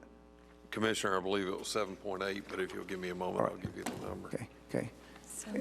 And if we've jacked the price over 50% just to pursue an aesthetic that is not a part of moving people, moving cars, moving bicycles, and is not necessary. I would like to offer a substitute motion for that we agree to option 2 staff recommendation for now, and that we hold up and ignore option 4's recommendation. And certainly if we do, that we bring option 4 back with the studies, greater clarity in those kind of points that were mentioned by Commissioner Dozier. That would be my substitute motion. So to be clear, your substitute is simply to go for option 2? Right, and bring 4 back down, come back at another time with more information. Commissioner, to answer your question, the original budget was $7,983,000. Okay. So clearly, this is a 50% cost overrun on an idea that did not concept that. Commissioner Dozier is right. We cannot allow for a ask at the back end of a project that we are the conductors of the train, and our staff go out and bring in a 50% increase for us. That's not what we originally said we would try to accommodate. We have reached far, we have reached deep, we have reached wide, and all the rest of this is like, the child that goes to Santa Claus and just keeps asking and asking and asking. We've done a great job here as a starting point, and if we create this precedent, where does it end? Okay, I'm not hearing a second for the motion, or is there a second on the motion? Well, I had a question on... A question? Before, on the substitute motion? On the substitute motion, yes. Thank you, Madam Chair. And Commissioner Proctor, I don't want to leave you hanging out there with a motion that I would like to support, but that's why I asked the question about this time for analysis and whether or not it was going to come back in March or whether or not this was a done deal. And I appreciate you echoing some of my concerns. This is brand new in this item. It wasn't considered by the CAC or TCC. I expect it was added after that in discussion with the city, which is fine. That it's in the notes that that it came in late in the agenda, probably after the committees met, so they didn't review that. So I'm guessing this was kind of a late thing in the addition to the agenda. Thank you, Ben. And so it may be an appropriate thing to consider. We've just not considered it before, and it's a huge upcharge for the project. If it's coming back to us in March with further analysis, I'm okay letting it go to March, because my understanding, and here's my question, Ben, if we did not approve option 4, it's pretty much off the table at this point, because the analysis has to be done right now concurrent with the redesign to even know what we're talking about on undergrounding utilities. So that's why I asked my question, is if the next 3 months are going to be that time to analyze the project, And we are going to get an opportunity to see those numbers and to have this discussion again in March. I'm okay allowing it to go to March, but I didn't want this to be the final decision on it. Ben, is that an accurate statement on where we are in this process? Yes, ma'am, and Commissioners, option number 4 would require us to come back with a full analysis in March. So as I understand it, we lack a second to your motion. We're back to the original motion, which is for option 2, and option 4, which is a more expansive look at this project. We can discuss it more in March, and if I hear no more discussion on this. Madam Chair, if I just might conclude and state, and thank you, Commissioner Dozier, for not wanting to leave me out there by myself. But I was born by myself. Well, your motion was to delete it altogether, even further discussion. Your motion was to delete number 4 altogether, even further discussion of it, as I understood. Correct, but it didn't get a second. But It didn't get a second. I wanted to note, I did want to note that it's amazing that for what we have walked at 7.5 million, we were responding to people who have gotten run over, gotten killed on the street. For 7.5 million, we're responding to public safety. This is a tremendously challenging place to walk by a road. However, for 50% more on this project, we're responding for 50% more to some people because the power went out in their house. I just don't think that 2 power outages equate to people getting killed and knocked all over around the road. So the whole community has power outages. I mean, everybody experiences this, but for $4 million more, or 50% more price just to bury that this neighborhood doesn't have a power outage is an amazing thing that our staff presents to us. Thank you, Commissioner Proctor. Just real quick. One more comment, and then we're going to vote. Commissioner Ziffer? As I recall, it's a transmission line, correct? Is it a transmission line, Reese? I mean, it's not just feeding Indian Head. This is, yeah, so this is, and this is infrastructure. Let's face it, this is infrastructure for our community. This is what Blueprint does. And Commissioner Proctor, I'm more than happy to forward every call and every email and every text I get about power to you during a storm, because I would love to share those. I'm going to be supportive of the motion to approve option 2 and to at least investigate option 4. I think it's important for not only that area, but also the entire community for us to consider this undergrounding of the utility. Okay, the motion is on the floor by Commissioner Nick Maddox, seconded by Commissioner Deloge. All in favor of options 2 and 4, which will be an expanded look at the underground utilities, signify by saying aye. In favor? Aye. And opposed, no? Motion carries. Thank you very much. I'm sure that motion also included the continuity argument by Commissioner Richardson. Yes. It did, yes, yes. Could I ask a question? Commissioner Richardson's proposal that that section of sidewalk be rebuilt was really supported by the fact that the underground utility would have to go in. So when you come back, I would really appreciate you giving us an analysis of what it will cost. That's a reason to have that sidewalk torn up. But if we're not going to do that, if we're not going to underground, I want to know how much it's going to cost to tear up that sidewalk and rebuild it.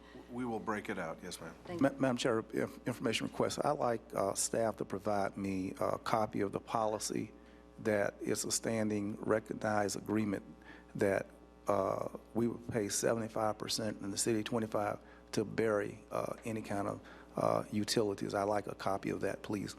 Thank you. Thank you very much. Okay, at this point, we're finished with our general business, and I would like to go ahead and have citizens to be heard on any and all topics. We have several cards in line.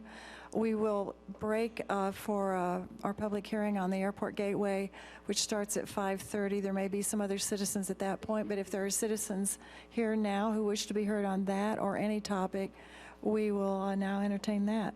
Yes. So for the citizens in the room, and this is true both of at this point in time, which is citizens to be heard on non-agenda items, please fill out these cards. They're in the back. You can bring them to Ms. Meeks up there or to myself. And also, if you're here for the public hearing later, also please fill that out and submit it. And when the time is right, we'll get to you that way. Madam Chair, at this point in time, there is only one speaker card for unagended items, or this section of the agenda, and it is Mr. Joe Berg. Mr. Berg? Was he here? He was. Was here with Shop Local, I think. Mr. Berg, not here at this time? All right, we have no other speakers to be heard on, sorry. We do have. We do? You have a card? Did you submit a card, Mr. Baines? We need to fly the cards across the room, don't we? Get them over here. Madam Chair, I don't want to jump the gun. You anticipate we're voting on that next item at 5:30? Number 8, or was that for At citizens? 5:30, we'll have a public hearing on. I understand. Do you? Use the Roman Gateway numeral, which is 5:30. item 8. No, it's been pulled. It's been pulled. Oh, it may look like this. I don't know, I thought it was ours. All right, that's okay. Yeah, so some of us aren't going to, I might. Madam Chair, on the speaker's way up, I'm Yes, pretty sir. sure Mr. Berg was going to speak on the Shop Local initiative this weekend, and I just want to encourage those who are listening, those who are watching, to shop local this weekend, Right. the 8th through the 10th, to participate in our Shop He had a Local great initiative. presentation to the county last week. That's great, too. Okay, we have Curtis Baines. Mr. Baines, your name and address for the record, please. Thank you, Madam Chairman, Commissioners. Curtis Baines, 1323 East Tennessee Street. Originally, I didn't know whether I wanted to speak about issue 5 because I thought it was going to be postponed until March meeting, and then I thought, well, this may just be an issue 6 matter to get a good understanding of what we're trying to do here.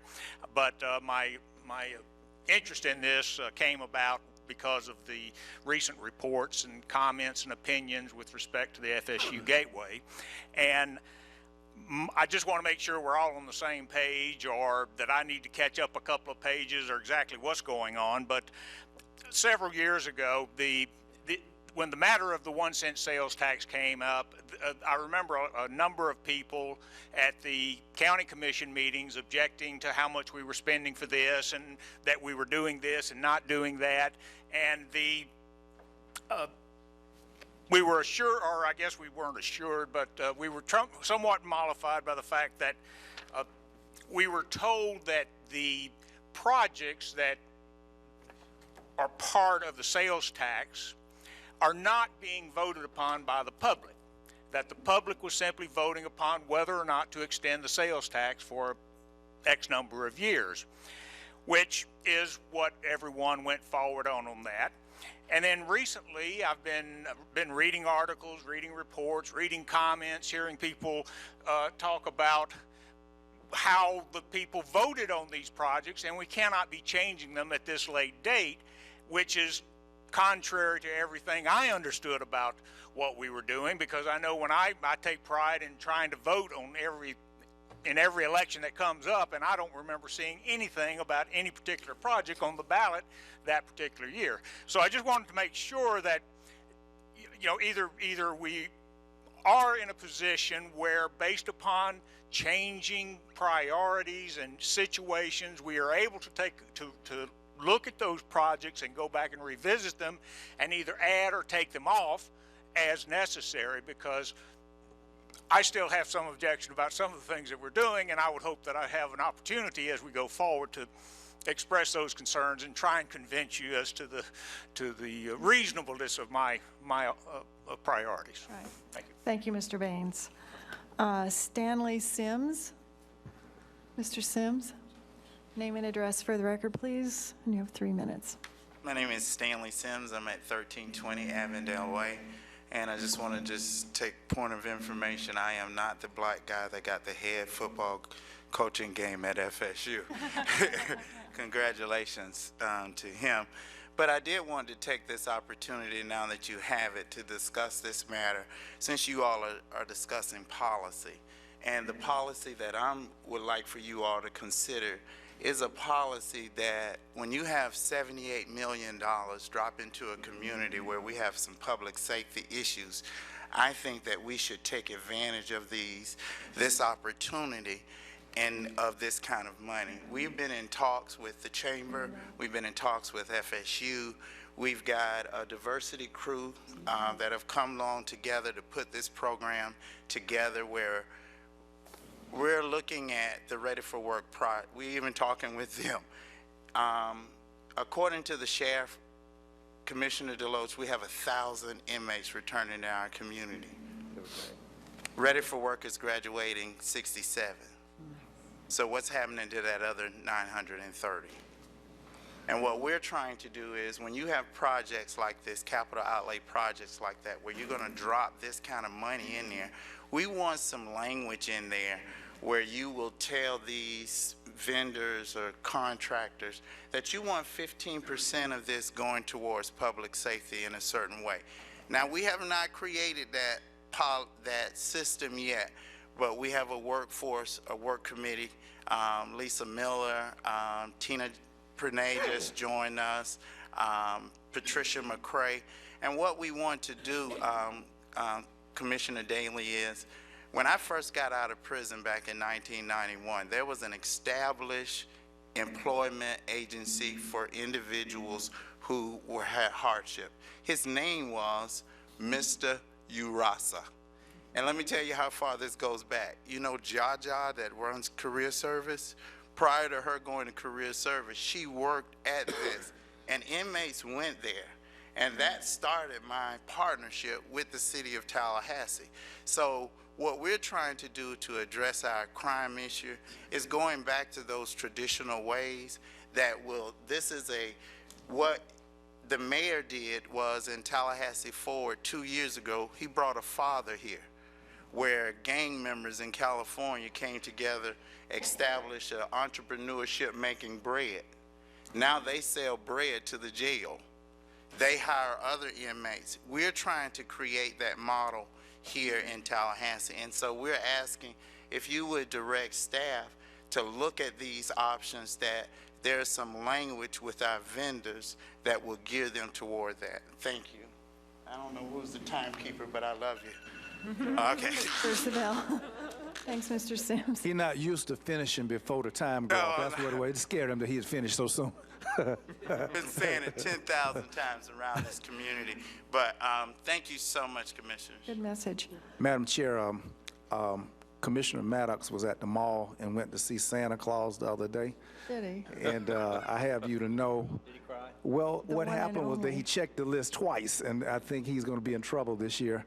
And Nick, we're gonna be pulling for you because I heard what Santa Claus said to you. I want y'all to know that I concur with Reverend Sims. I think that some years ago when we were doing Gaines Street, I made the comment and asked the city the question, could anybody, it was not for inmates or ex-inmates, but it was for, could anybody black get one of those jobs? And a few years ago, the city placed these bricks in cages behind Bethel AME Church. And likewise, there were plenty of Mexicans, but in a black neighborhood, there was no black workers. And I think that we have a lot of people coming out of jail, and it's not too big an ask to the extent that we can do social modification of people's lives and allow a pathway of this public money of which their families help to pay. And I can identify with this because I have a son in jail, and he too is going to need a chance with some kind of public money. So I'm asking this table, you know, our families share disappointments, but we can't walk around with a hung down head. We have to do all we can to give positive, stable acts that will regain the confidence of those who have fallen. So I truly support and hope that the table can empathize with what Reverend Sims has said. I certainly can, personal experience. So if there is a way that our staff can consider that, and it meets all the legal specs and da-da-da-da, great. Yeah, thank you very much. We have no more public speakers, and we have 2 more comments. I was about to adjourn until our public hearing, but Commissioner Miller? Well, I wanted to address what Mr. Baines had asked, and that's a question that, let's go back to a little bit of a history lesson. The sales tax was first passed, the penny sales tax, in 1989, and when it came up for basically revision or reestablishing it, a lot of people were looking around saying, well, what did we spend the last penny on? That led to the blueprint. In the meantime, the blueprint effort was going on to find out what we needed as far as infrastructure to move the community forward. So that report hits the table, and the commissions discussed the list that should be addressed with the next extension of the penny sales tax. In that particular reiteration of the sales tax, though, the blueprint agency was set up for the sole purpose of acting as the bank and the construction company, essentially. The money came in from the sales tax, and the list, which was approved by the voters, came out in the form of projects. This worked out very nicely because we all got what we paid for, we all got what we voted for, and people were able to look at the list and say, I like this, I like that, maybe I don't like that one, but I'm going to pass the whole thing. There we were. Then we went through that again for this one. The other part of that, and that is the part that is the most important, is that if something is going to be changed on the list, it requires a supermajority vote of both of our commissions, of our entire IA. And that's why we're here. That's what we're doing tonight, because this is considered to be a major revision. But people did vote for a list. People, and the mechanisms were put in place for changing that list if necessary. Thank you very much. Commissioner I Proctor. concur with what Commissioner Miller has just said, and Mr. Baines, I often concur and agree with him, but my recollection is more aligned with what Commissioner Miller has just stated, and more so philosophically. I was not at the 89 table on that sales tax penny. I missed that one. But I was at the 2003-04 table, and I have been at the last table as well. So the last penny sales tax is disappointment that came out of 89, that there was not equitable distribution or investment of that penny across our community. So Mr. Baines, informationally speaking, the reason we evolved to a list of projects was to make sure that equity was a part of the formula, that we were aware where dollars were being, and if we could look at it and know where dollars. So being at two of these exercises, I know for sure that list preceded votes, and we made commitments to the community because we were trying to secure the buy-in to make sure that we were providing a fair and an equitable structure of moving that penny around to do some good across our neighborhoods. Thank you.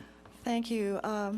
We are now in adjournment until 5:30 when we have our public hearing, and I hope everyone will come back so we have a quorum for these votes. Thank you.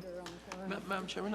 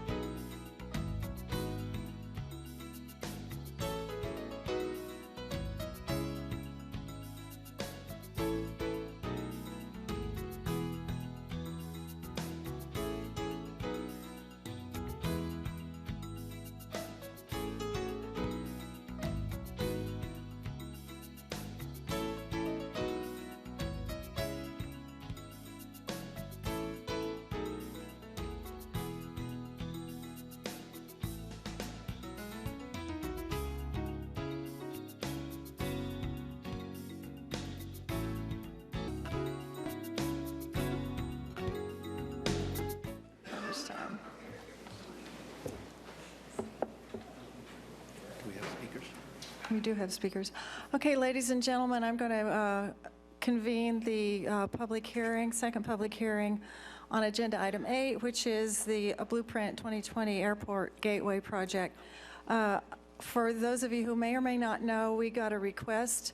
I got a letter from President John Thrasher of Florida State on Friday requesting that we take a pause and continue continue this discussion until the March 1st IA meeting.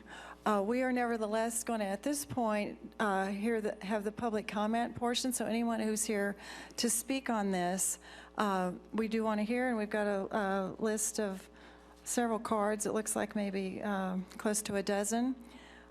So each person will be heard on that. And then after we hear from the citizens, we will have discussion of this board. I do hope to entertain a motion to officially continue this public hearing till March 1st, but we want to hear what the citizens have to say. And I think, Mr. Pengrave, do you want to do a quick overview of where we are? Absolutely. And then we will hear the citizens. Thank you. Madam Chair. Okay. Yes, sir. You want to wait until after census to entertain that motion? Because I'll be willing to make it now.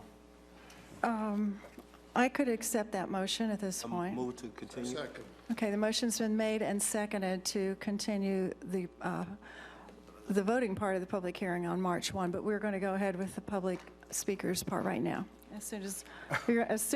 Right now, except for not right now. This helps Take it over. set the stage for what we'll be doing here in a moment. But there's been so much work that's been done, so thank you for just walking with me here quickly. As you know, this came up first back in February. An opportunity was presented for collaboration, really, looking at everything that's going on in the southwest part of the community and everything that FSU has planning and the urgency that they have. Was there a benefit in looking at a potential linkage between blueprint projects and what FSU is considering themselves internal to their activities and other major stakeholders as well? At that time, the IA was very clear. They said, yes, we want to have this review, and directed staff clearly to see what collaboration could occur. And that collaboration internally occurred for about 6 months. Back in September 19th, we gave a pretty comprehensive report to the IA. And there were 3 things that came out of that meeting significantly. First, yes, the concept that was presented was conceptually approved by the IA for an airport gateway district concept project. 2, there was very clear guidance from the IA that the Southwest Area Plan should be adhered to. So in other words, technical analysis should absolutely be identified, processed, and incorporated to whatever should be done thereafter. And then 3, as is the process for the amendment of any blueprint project, there is a substantial amendment process that must be engaged, requires an extensive amount of public input, and the direction was given to initiate that. Tonight is the second and final public hearing. Acknowledging the motion on the floor is to continue it for 3 more months. Next. Okay, so before we get started with some of the commentary that we've had with the community leaders, I think it's good just to take a quick moment to look at all of the different blueprint projects in the southwest area of our community that exist. Yes, you see the airport gateway, the $58 million project in green as it exists today. Yes, you see the Capitol Circle improvement going around toward the airport. You see the Capitol Cascades Trail. You see W. Lightsey Nature Park. Not visualized as some of the bike trails. But significantly, you also see in orange the $33 million Orange Avenue project that will open up, if you will, this potential gateway towards FAMU's southern part of their campus and the developments that are occurring there. Next. And then, of course, this is what Blueprint and CRTPA are doing jointly, and that is the Southwest Area Plan, which is about to get started. Will take about 15 months to complete once it is done. But these are all just sort of the projects that are going along in the southwest part. All right, you've seen this before. This is the updated map. This is what it would look like if we do update the project itself. You see the additional 3 miles of center line improvements. You see the maintenance of the original gateway. You've seen some of this. What I really want to highlight is the last bullet, which is public input for these amenities is absolutely paramount, and we've utilized the last 3 months toward gaining that input, which we'll talk about a little more next. Okay, so September 19th was the last time the IA met. That was the first time we had direction to move forward with this project, and that officially rang the bell for beginning public engagement. So what have we been doing? You see all of the various meetings, and I have to highlight, what the law requires are the 2 public hearings, including the second one potentially here tonight.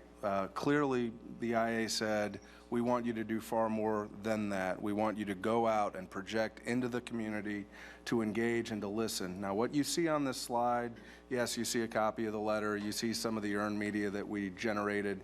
That was actually taken at one of the engagement meetings where the cross-sections were there and we gained input. But this is a lot about activity, and the last bullet is the productivity that we were seeking as staff, which is, it's not just a matter of holding the meetings or copying the public input in the agenda materials, which you do have, but seeing what we can learn from those 3 months so that you have a better product here today. Next slide. Okay, so let's go into some feedback and some specifics here in terms of what we heard. There were concerns. In the next few slides, we'll go over some of those concerns. We had 5 meetings. 3 of them really were focused on the neighborhoods. And this is not all the feedback we received, but these are the main categories. These were the major concerns regarding a proposed modification, or really the project itself in some cases.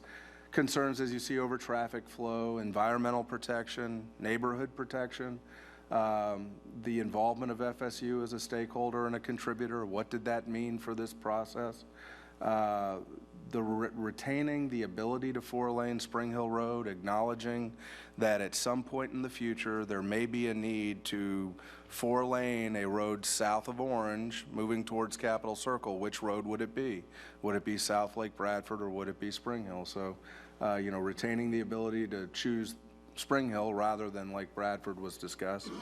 Certainly we heard about pace of the process and project specifics or any confusion. Next slide.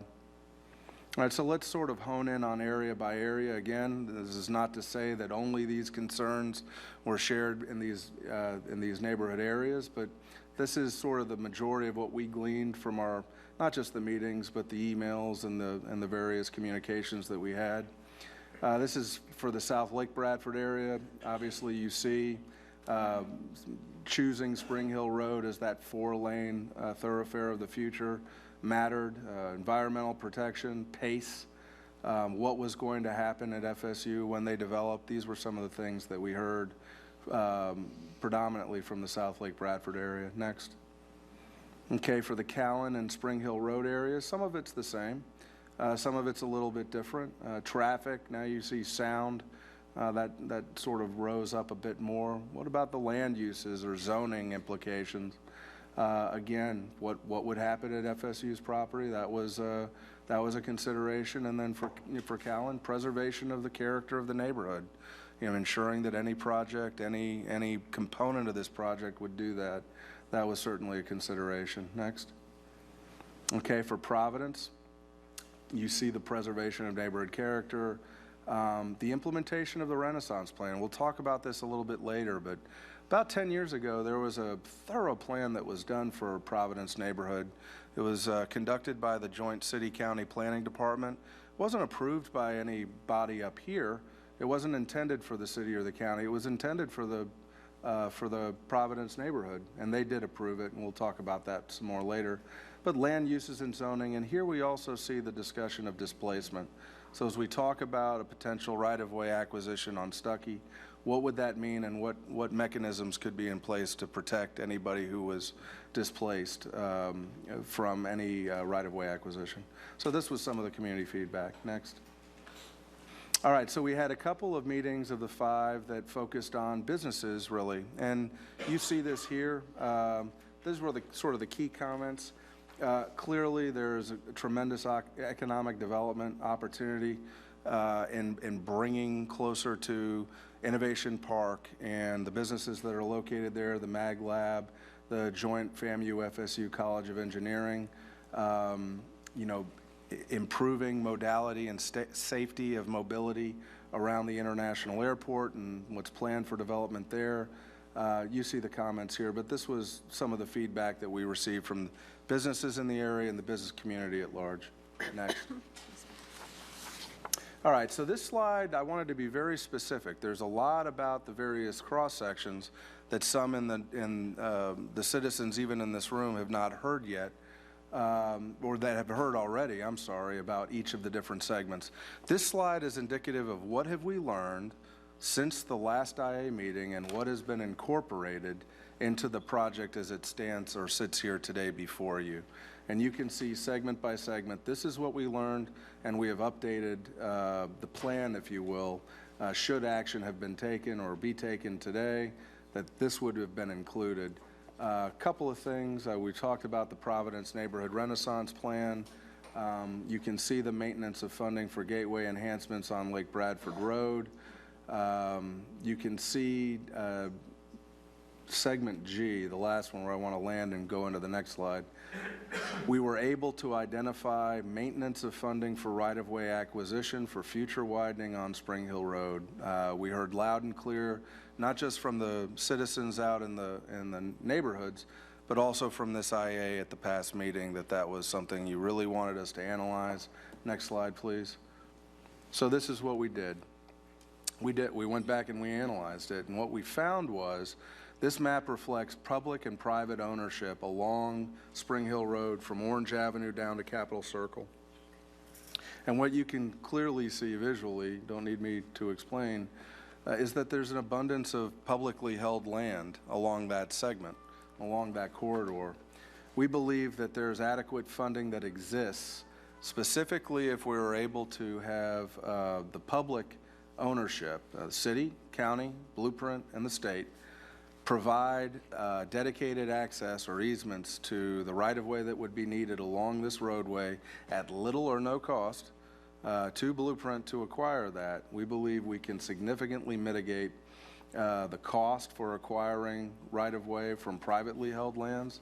And beyond that, one of the things that we continuously heard from businesses and neighbors alike was, hey, wherever you can not take from private landowners, that would be great. And if you look, for example, there's a neighborhood towards the green, as the green moves north, if you can see clearly that there's the ability to take on one side of the road, which would mitigate the need to engage in right-of-way acquisition activities on the other side. So the real opportunity here, and so this has been updated into the concept presented before you.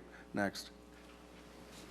Okay, we talk about sort of the place structure and having the planning department within and aligned with Blueprint. This is an example of how clearly we can, and we'll talk about what we intend to do over the next 3 months, but the plan is to work with the planning department with neighborhoods so that as the project moves forward, and let me be clear, whether it's amended or whether it's not, that we're working with the neighborhoods around the project and making sure that some of the facilities really reflect the goals and objectives and the concerns that are raised in those neighborhoods. So that is beginning. Next. When you get down to the brass tacks, and we're almost coming in for a landing, everybody, this is what the modification actually looks like. We have to update an amended map, which is what's on the right, and you have to update a description. Now, everything that we've talked about can be incorporated into this language. So please do rest assured when we talk about roundabouts or we talk about linear parks or any kinds of amenities, it flows through this. But whenever you take action, or if you were to take action on this in March, say, for example, this is really this is option one and what it looks like. Very clearly in strike through underline, you can see the addition. Next. I'm almost done. Sorry. Just to let you know, there's been a lot of talk about the process. I want to be very clear that whatever action is taken on this project, to amend it or to not amend it, there's a number of different steps that will be undertaken for the airport gateway as well as all of the other Blueprint 2020 projects. This is intended to just sort of lay it out and show you. You see here clearly we're going to be bringing back to the IA a project implementation or funding plan in June of next year. We're working with CRTPA on the Southwest Area Plan. FDOT has programmed PD&E on Orange Avenue in 2019, and you see the rest of it. All the way through construction at the very end, bottom right, community engagement will occur throughout that entire process. And so this is really another step within the continuum of engagement on as we move this forward. Next. So the immediate next steps over the next 3 months, this is what you're looking at. This is what Place and Blueprint is committed to doing. Of course, we're also open to any additional input that the IA may have for us here today. But these are the clear action steps that we'll be engaging in to further target outreach, analyze further existing traffic data, develop scopes of service for neighborhood engagement and begin that process in full, and then bring back, the whole goal here is to bring back in March an update and a product that is even further refined from where it stands today. Next. These are the 5 options, and this is my last slide. So option 3 has been, I believe, is on the table, Madam Chair. Yes. We have more detail, of course, but at this point in time, this is staff's abbreviated, admittedly, presentation. Thank you. Thank you, Mr. Pingree. Just for those of you who have come in recently, if you wish to speak in the public comment portion, please fill out one of these blue cards and bring it down here to us. Also, for those of you who may have just come in, just to let you know where we are in this, we had a letter from Florida State President Thrasher on Friday asking us to continue this public hearing to March 1, and this is in response to all the community interest and involvement that has come forward since September. The university has a lot of things on the table besides the roads, which is what we're primarily interested in. They have the interdisciplinary building that they're hoping to get involved in, and some expansion of the FAMU and FSU College of Engineering, other things that I assume y'all will continue working on. But for our part tonight, we want to go forward with the public comment portion of this public hearing. We've had a motion on the floor to continue until March 1. An actual vote on the amended project, as we've kind of described already in this, and that we will be discussing as a board. There is one other option on here that option 1 that we do need to consider tonight, I think, which is to get us into a position to even go forward on March 1st. Am I correct on that? I think. You don't need, is that incorporated into that? I think you're good Okay. with the option on the table. Okay, at that point. Okay, so we have about, So we are voting tonight? we're just going to take public comment tonight, and we will vote on option 1, the motion that's been on the, which is to. Option 1. I'm sorry, option 3, which is the motion to continue to March 1, a vote on the project going forward. Madam Chair, I Yes, want sir. to ask, there's a lot of information that Ms. Pingree put in front of us, and I'm pondering, because you have so many, I would like to hear the consolidated thinking and thought of a representative from Providence, from Callan, from the Debbie Lightsey community. Well, may I just interrupt to say, if people And if we do. could get that representative and identified to know their consolidated and condensed thoughts, that we're not all over the place from Providence to this thought. Well, Because I I thi- don't think they're all aligned. I just want to keep, Well, I understand, and I think if people do find themselves repeating something that's already been said, we appreciate your, minimalizing that. But I'd like to move forward with the people have come out here tonight, and I want us to hear them. And so I'm going to go forward with the first speaker, who is Laura Chapman. And if you would come up to this microphone and give us your name and address for the record. You have 3 minutes. Madam Chair, I hate to Yes, ask sir. for more, but if, to Commissioner Proctor's point, if the resident represents a certain neighborhood, or if they would If you could identify that, that'd be great. identify that neighborhood as well. If you are by neighborhood, or if it's just a general discussion, that's fine. Thank you, Madam Chair. My name is Laura Chapman. Speaking to the microphone. Yeah. My name is Laura Chapman. I live at 133 North Meridian Street. And the reason I'm speaking tonight is because I've been a volunteer at Providence, off and on, for 14 years. I'm wearing 2 hats tonight. First is my gardener's hat. And I'm wearing it because I've volunteered in the garden for the last 2 years. And we're very proud of our garden. Before we had a garden, Providence could have been called a fresh food desert. But now we have a healthy garden, lots of farmers, and we not only grow vegetables for ourselves, but we share with the rest of the people in the community.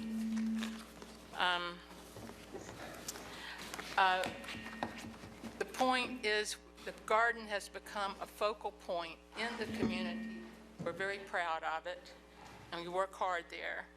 It's located at the intersection of Stuckey Avenue and Indian River Street, which is a block west of Lake Bradford Road on Stuckey Avenue. And the reason we're concerned as gardeners is that, and members of Providence neighborhood, is that the new plan that FSU and Blueprint have proposed expands the right-of-way of Stuckey Avenue by 60 feet. And this is going to take our garden.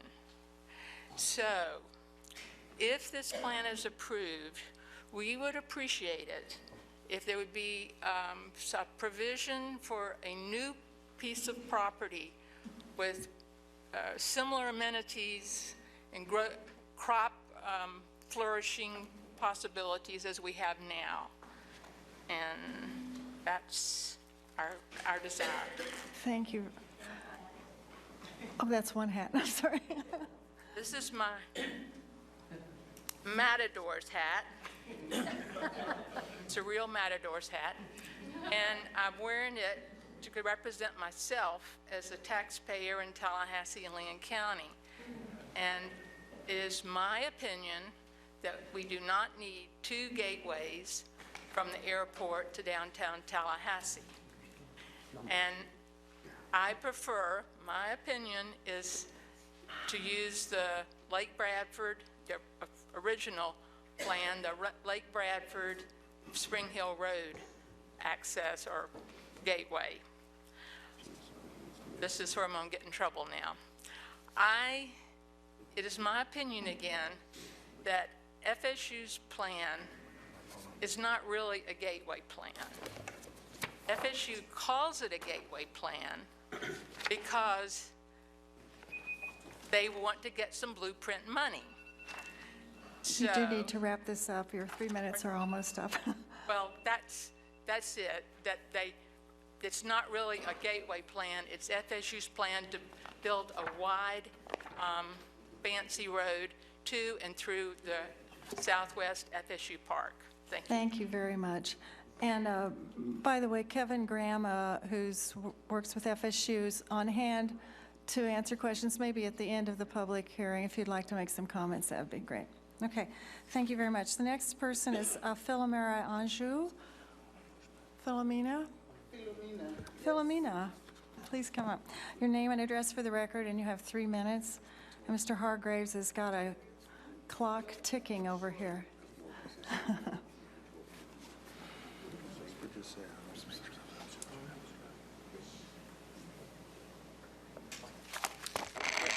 My name is Philomena Anjou, and my address, 1135 West Orange Avenue, Tallahassee. I'm here to speak on the Spring Hill Road project. As an owner of multiple commercial buildings on Orange Avenue for the last 25 years, I've been in that location. I watch the money that was supposed to go to building all that area, I watch it sent to FSU over here to build their road. And now the same thing is about to happen. Now FSU wants to hijack this same project again and use the money for their own this. I don't appreciate that, and it's not going to benefit the community. They've cut off that side of the area. Businesses are not coming over there. We watch FSU buses come during game. They just go straight to the airport through Spring Hill. In one way or the other, they've somehow cut off the commercial area. People don't look to that area of the properties for businesses. So businesses are suffering over there, and it's time the city takes a good look at what is going on over there. I've been in that area 25 years. I've watched all these things, and it's time we really put you commissioners to task. You take care of what you're supposed to take care of. FSU, look at me, I'm an FSU alum. I went to Florida State, but this is not helping. FSU is not helping that area of the south side. And that area is zoned commercial and industrial. That's where a lot of your dirt in Tallahassee goes through. So you need to fix that place. Please, that's my comment. Thank you, Ms. Anjou. Next up is Curtis Baines, and after that, Darwin Gamble. Mr. Baines?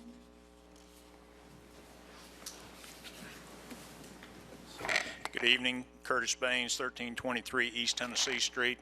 My concern is more in the bigger picture of things and not necessarily this particular project, although I do have concerns about how much of local resources for infrastructure we devote to the Florida State, which I too am an alum. And I wonder, I remember vaguely all these projects many years ago as they were talking about them. And today I see we're modifying this one to include something around Stuckey Avenue, and I don't ever remember anybody talking about anything with Stuckey Avenue during the whole process. Now I did finally manage to find that there was about $58.7 million originally, and it looks like there's about $58.7 million here. I don't know how we're going to expand the scope of the project without additional funding, but I guess someone's going to have to do that. I would be curious as to see how much more this, if any, this is going to cost, which I don't see looking through here quickly. And I am particularly concerned about this because as we add as I heard people talking earlier, we add a couple more million here and a couple more million here and a couple more million here, and then after a while we're at a point where we're going to have to say, okay, which of these that we funded originally are we not going to do?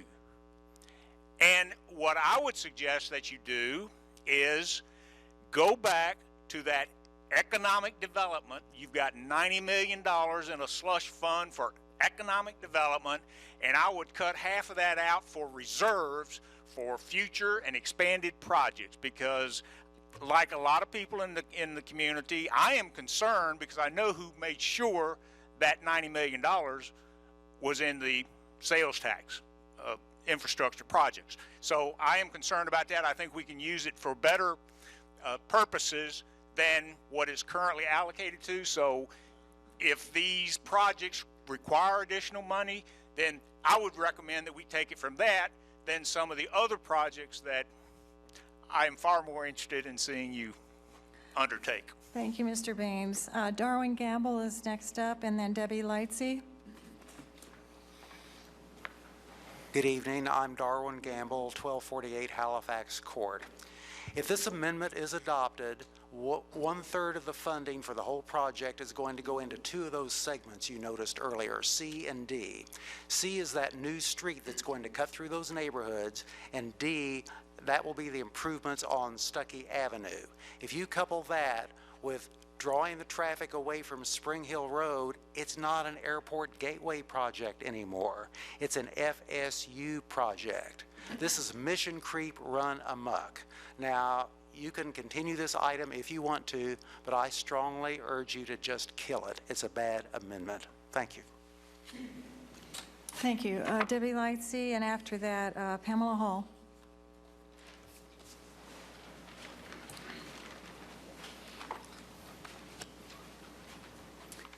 Thank you for giving us time to speak. Debbie Lightsey, 2340 Cypress Cove Drive, Tallahassee, 32310. Thank you for giving us more time as a community on this project. But I'm concerned about when you reconvene on March 1st, what's going to be before you to vote on.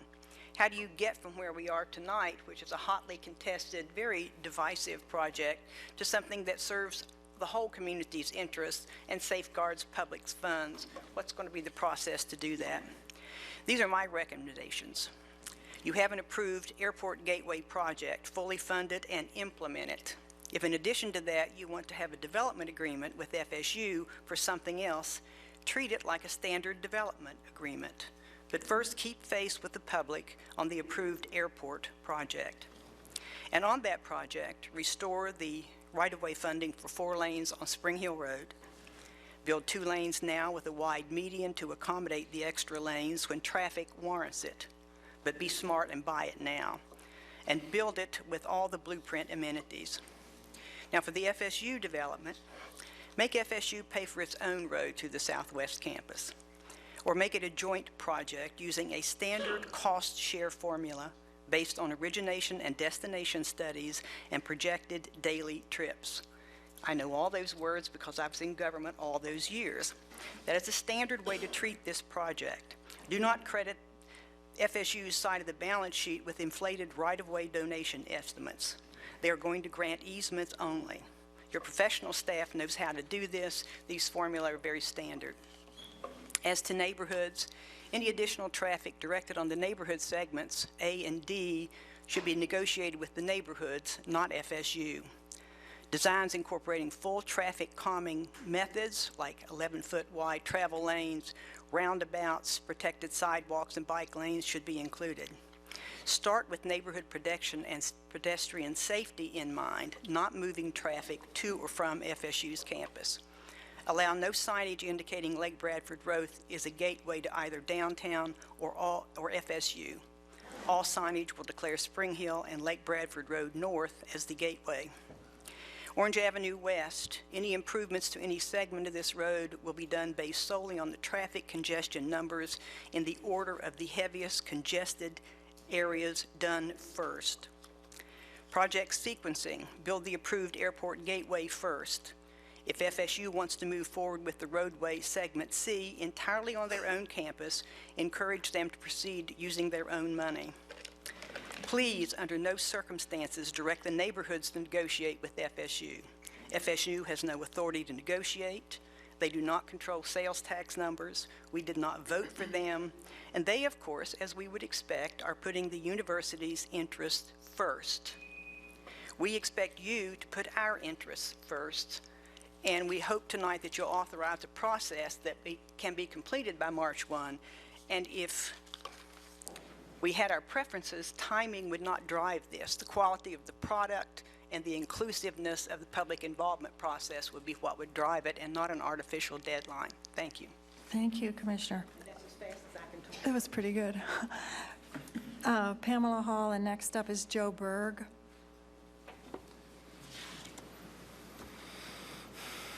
My name is Pamela Hall. I live at 5051 Quail Valley Road, and this project is not in my neighborhood, but all of Leon County, as far as I'm concerned, is my neighborhood, and the blueprint money is all of our money, so I want to see it well spent.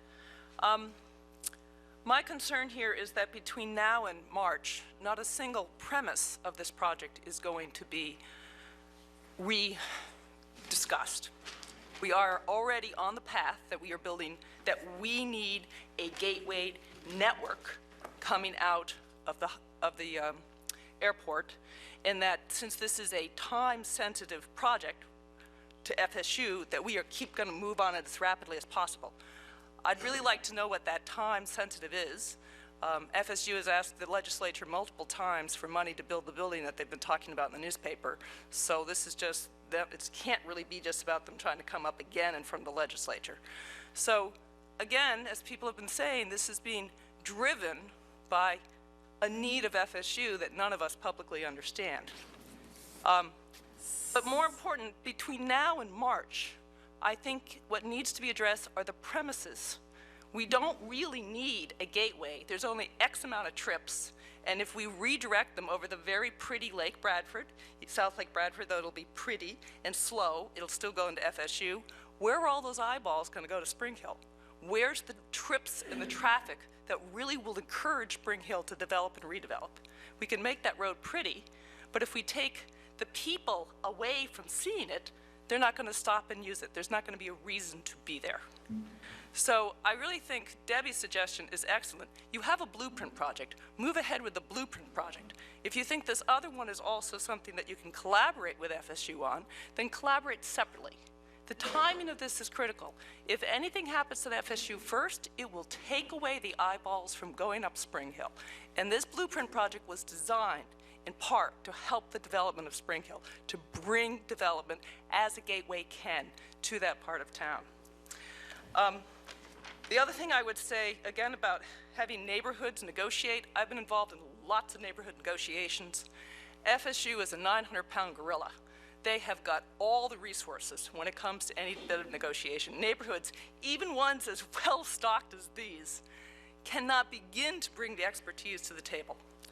And what neighborhoods negotiate and they find appropriate is not necessarily sufficient for supporting the public good. I've also seen neighborhoods give away a whole bunch of stuff because they're scared. They think they're going to get trampled. So they back up and they say, the garden is sufficient. The garden is a necessary component. It's not a sufficient component. So this negotiation can't be between giving amenities here and there. I think you need to go back to the premise. Is there really enough traffic to spread it all over between these different roads? And if there's not, because you can do that analysis, then stick to Spring Hill, and the FSU will be a separate project done separately. Thank you. Thank you. Joe Berg is next, and Ramona Abernathy Payne. Pardon me? Thank you, Commissioners. Sorry for the mix-up earlier, but this is what I wanted to speak on anyway. My name is Joe Berg, 115 West 6th Avenue. I'm here today as the Director of Shop Local 850, and I just heard a story on WFSU on the way over here about a press conference that was at Lake Ella this afternoon that some of you were able to attend, declaring this weekend Shop Local holiday weekend, 8th through the 10th. So please shop local with your neighbors. Why am I talking about the airport gateway? I think generally I'm personally in agreement with a lot that's being said. But I wanted to introduce two words and ask everyone to swallow the pill and ingest it, because this is creating problems along the way we've had, and it will in the future. Incremental development. As we're planning our zoning, excuse me, actually we surely will have to. If we zone too big, we will push out neighborhoods. We will prevent participation from neighborhoods instead of raising all ships. But if we set them a step or two higher, the neighborhood grows, we can set them higher in another round. You get rounds and rounds of development. It allows everyone to participate. And as one example, if you have a really big building and you're well overzoned in an area that's much lower, like a big jump in density, when you build one of those large projects, it gives you spillover because your market assessment is what you're going to be paying in your taxes. It will basically be a penalty for not being huge and making neighborhoods unaffordable for businesses and for local residents. That's the tip of the spear of gentrification. It's usually just a byproduct of not specific planning. Incremental development fixes that because it allows the neighborhood to invest in incremental projects. And when you have a massive project, no bank is going to fund an incremental project right next door, because the X factor is what are the property taxes going to be in 5 years if the entire area grows too quickly. We can raise a ship, or we can basically invite a tsunami. Raise the sea or invite a tsunami that will push folks out. And in there is what we've been having with these neighborhood discussions, and a lot of it has to do with local businesses, because when the prices go up, the property values go up exponentially, or they're not linear anyway, and that makes the lease spaces unaffordable as well. So you see some of the areas we've built, lease rates started at $50 a square foot. Some of them have come down to 25, and in areas like College Town, half the spaces have never been used or have turned over rapidly because the prices are too expensive. This is not putting a cap on the free market. This is setting the floor low enough for everyone to participate. And in there, you would also naturally address neighborhood concerns. So as you go forward, please think about incremental development, because if it's good for small business, it's good for Tallahassee. Thank you, Mr. Berg. Ramona Abernathy Payne is next, and then Rainey Gibson.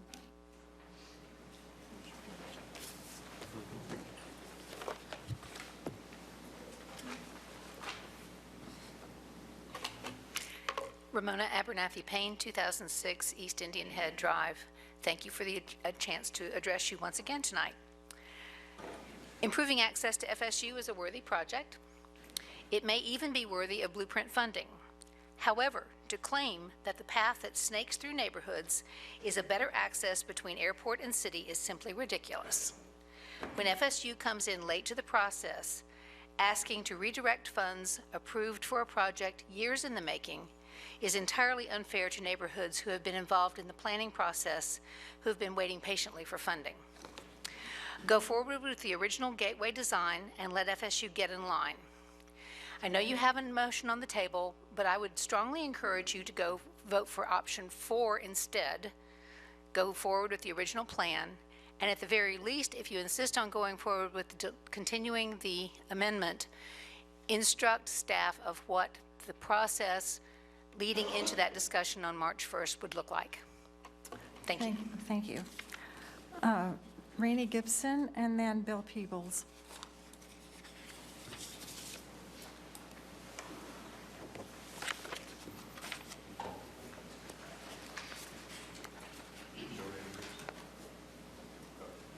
Ms. Gibson, your name and address for the record. You have 3 minutes. Good afternoon. Rainey Gibson. I reside at 1511 Coleman Street. All right. Can you hear me? Okay, 1511 Coleman Street. I am speaking on behalf of the Kalen Neighborhood Association. And as a resident, I would first of all like to bring your attention to the fact that we submitted on November the 15th a 4-page, I think it's 4 pages, of what our concerns are as a neighborhood, and I don't see it included in the agenda here. Picked up. So I'm very much concerned about that. We are very much concerned about that. And I would like to say that I have attended a couple of the meetings and met with some FSU officials, and it pretty much seems like we are being told that the FSU project is a done deal, okay? Which is the primary reason why we submitted our concerns for this meeting. Copies? I do understand we have that in the record. The larger packet, yes, ma'am. Well, they went and made copies of it, but I don't see it in here. Okay. I guess our primary concern is we're not being heard, or it doesn't matter how many meetings we attend, our voice doesn't mean anything. Our homes are not a consideration. We've been told that FSU is going to be our neighbor. The university is not a resident of the neighborhood.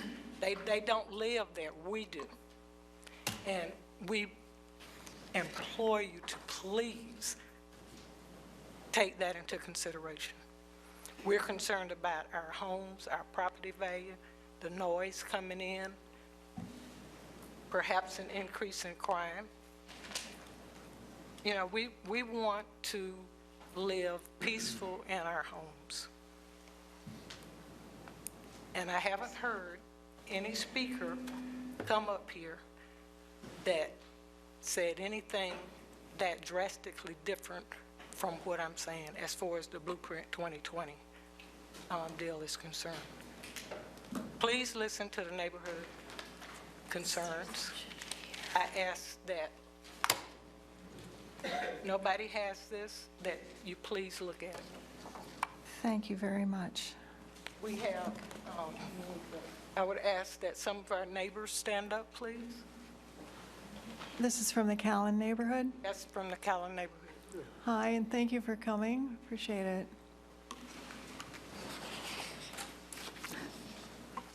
Thank you, Ms. Gibson. Bill Peebles, and then Stanley Sims, and after that, David Stitch. Stanley, you don't want to? Okay. All right.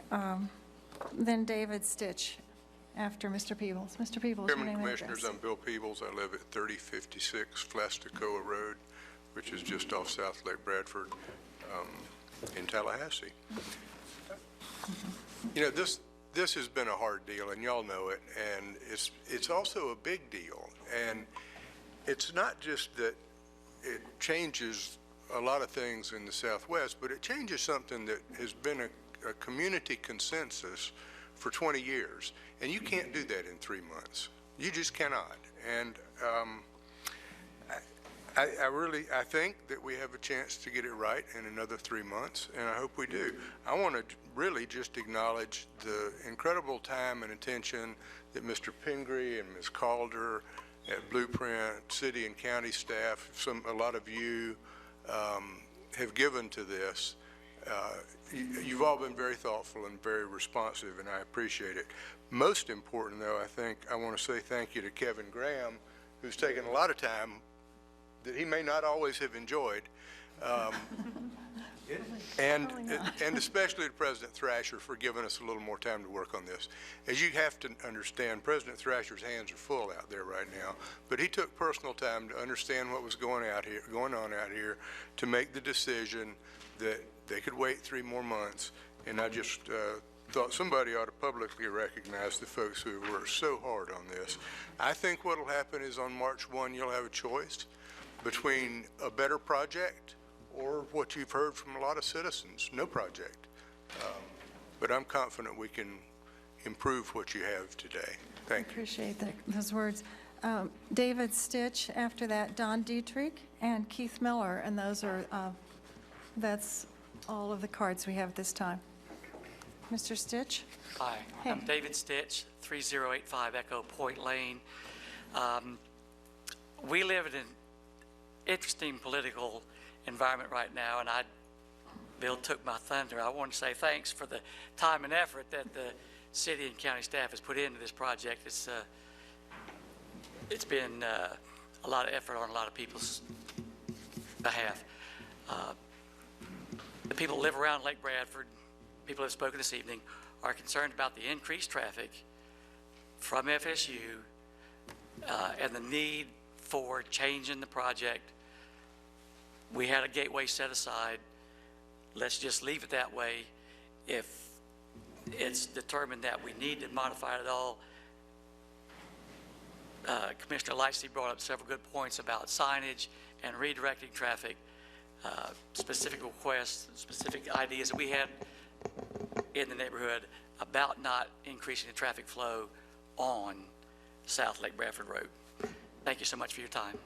Thank you very much. Mr. Dietrich, and then Keith Miller. Don Dietrich. Your name and address for the record, and you have 3 minutes, sir. Thank you, Commissioners, for the opportunity. My name is Don Dietrich. I'm at 1206 Munson Boulevard. For the past 10 years, I did live in the Lake Bradford neighborhood, still on the chain of lakes. I'm a Tallahassee native and alumnus of both Florida State and Florida A&M universities. And this will be the 5th meeting I've attended regarding this project. And most of my comments that I would normally make have already been addressed by other people. But basically, I want to just say, the bottom line is that I'd like to see option 4 adopted, that Blueprint is a great organization. They do great work. And historically, they've always been so good about getting the public involved at the very beginning of projects. I went through countless meetings for the Capitol Circle widening project, and this project seemed like it just came out of the blue. And I'm concerned about both the project and the process. The project, basically, bottom line, will make South Lake Bradford Road the gateway to the airport. There's just no 2 ways about it. And it's a residential neighborhood. It's a beautiful neighborhood, and the intent of the voters twice was to make Spring Hill Road the gateway to protect neighborhoods like Lake Bradford. And I think we need to honor the citizens and the voters who have spoken very clearly a couple of times on this project. There are some alternatives. I think Commissioner Lightsey had some good points. There's other things we could consider. In FSU's current master plan, which is being updated, their plans are basically to extend Tyson Road by the intramural complex and connect it to Paul Dirac. And looking at a map, that could easily be extended through Innovation Park and have an east-west connection and connect with Paul Dirac. And also it could be extended westward to connect with Orange Avenue, to connect with the soon-to-be 6-laned Capitol Circle Southwest. So there's some options there. And the idea that we have to do this, well, within 3 months, I don't know what's going to really change within that period, but I just want to say that the neighborhoods have spoken very clearly about this, and the citizens have spoken very clearly. And I'd be glad, and I look forward to working with FSU. I say FSU is a great asset to the community, and I don't think any of the neighborhoods are opposed to FSU doing with what they want to their own campus. is just expecting the taxpayers and Blueprint to pay for a project, and also to have such a negative impact on existing neighborhoods. It just doesn't make sense. That's why I feel like option 4 is the option that stands out. If we do go till March the 1st, I look forward to being involved in projects and meetings up until that point. But thank you very much for the opportunity to provide some public input. Thank you, Mr. Dietrich. Mr. Keith Miller is our last speaker.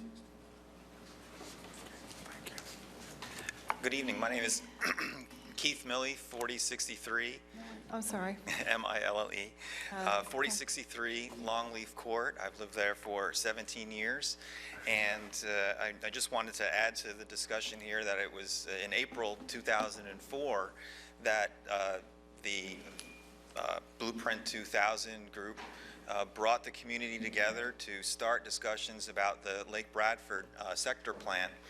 And I think it's elements of that that kind of form the premise of the proposed project here, and some of that just stating the land uses around Lake Bradford should remain in low intensity to provide a buffer for the lake. Commercial development should be limited to areas adjacent to Capitol Circle and Spring Hill Road, with the exception of neighborhood serving retail along Orange Avenue. The needs for employment and the airport should be balanced with the needs of the residents and the environment. I think that kind of summarizes what the premise of the original proposal was, and I feel that this proposed amendment is a significant deviation from that, creating a meandering alternative that's not consistent with what the community originally proposed. So, thank you. Thank you very much. I appreciate it. All right, at this point, effort to speak. Oh, I'm sorry, yes. Come forward. We need your card. Thank you.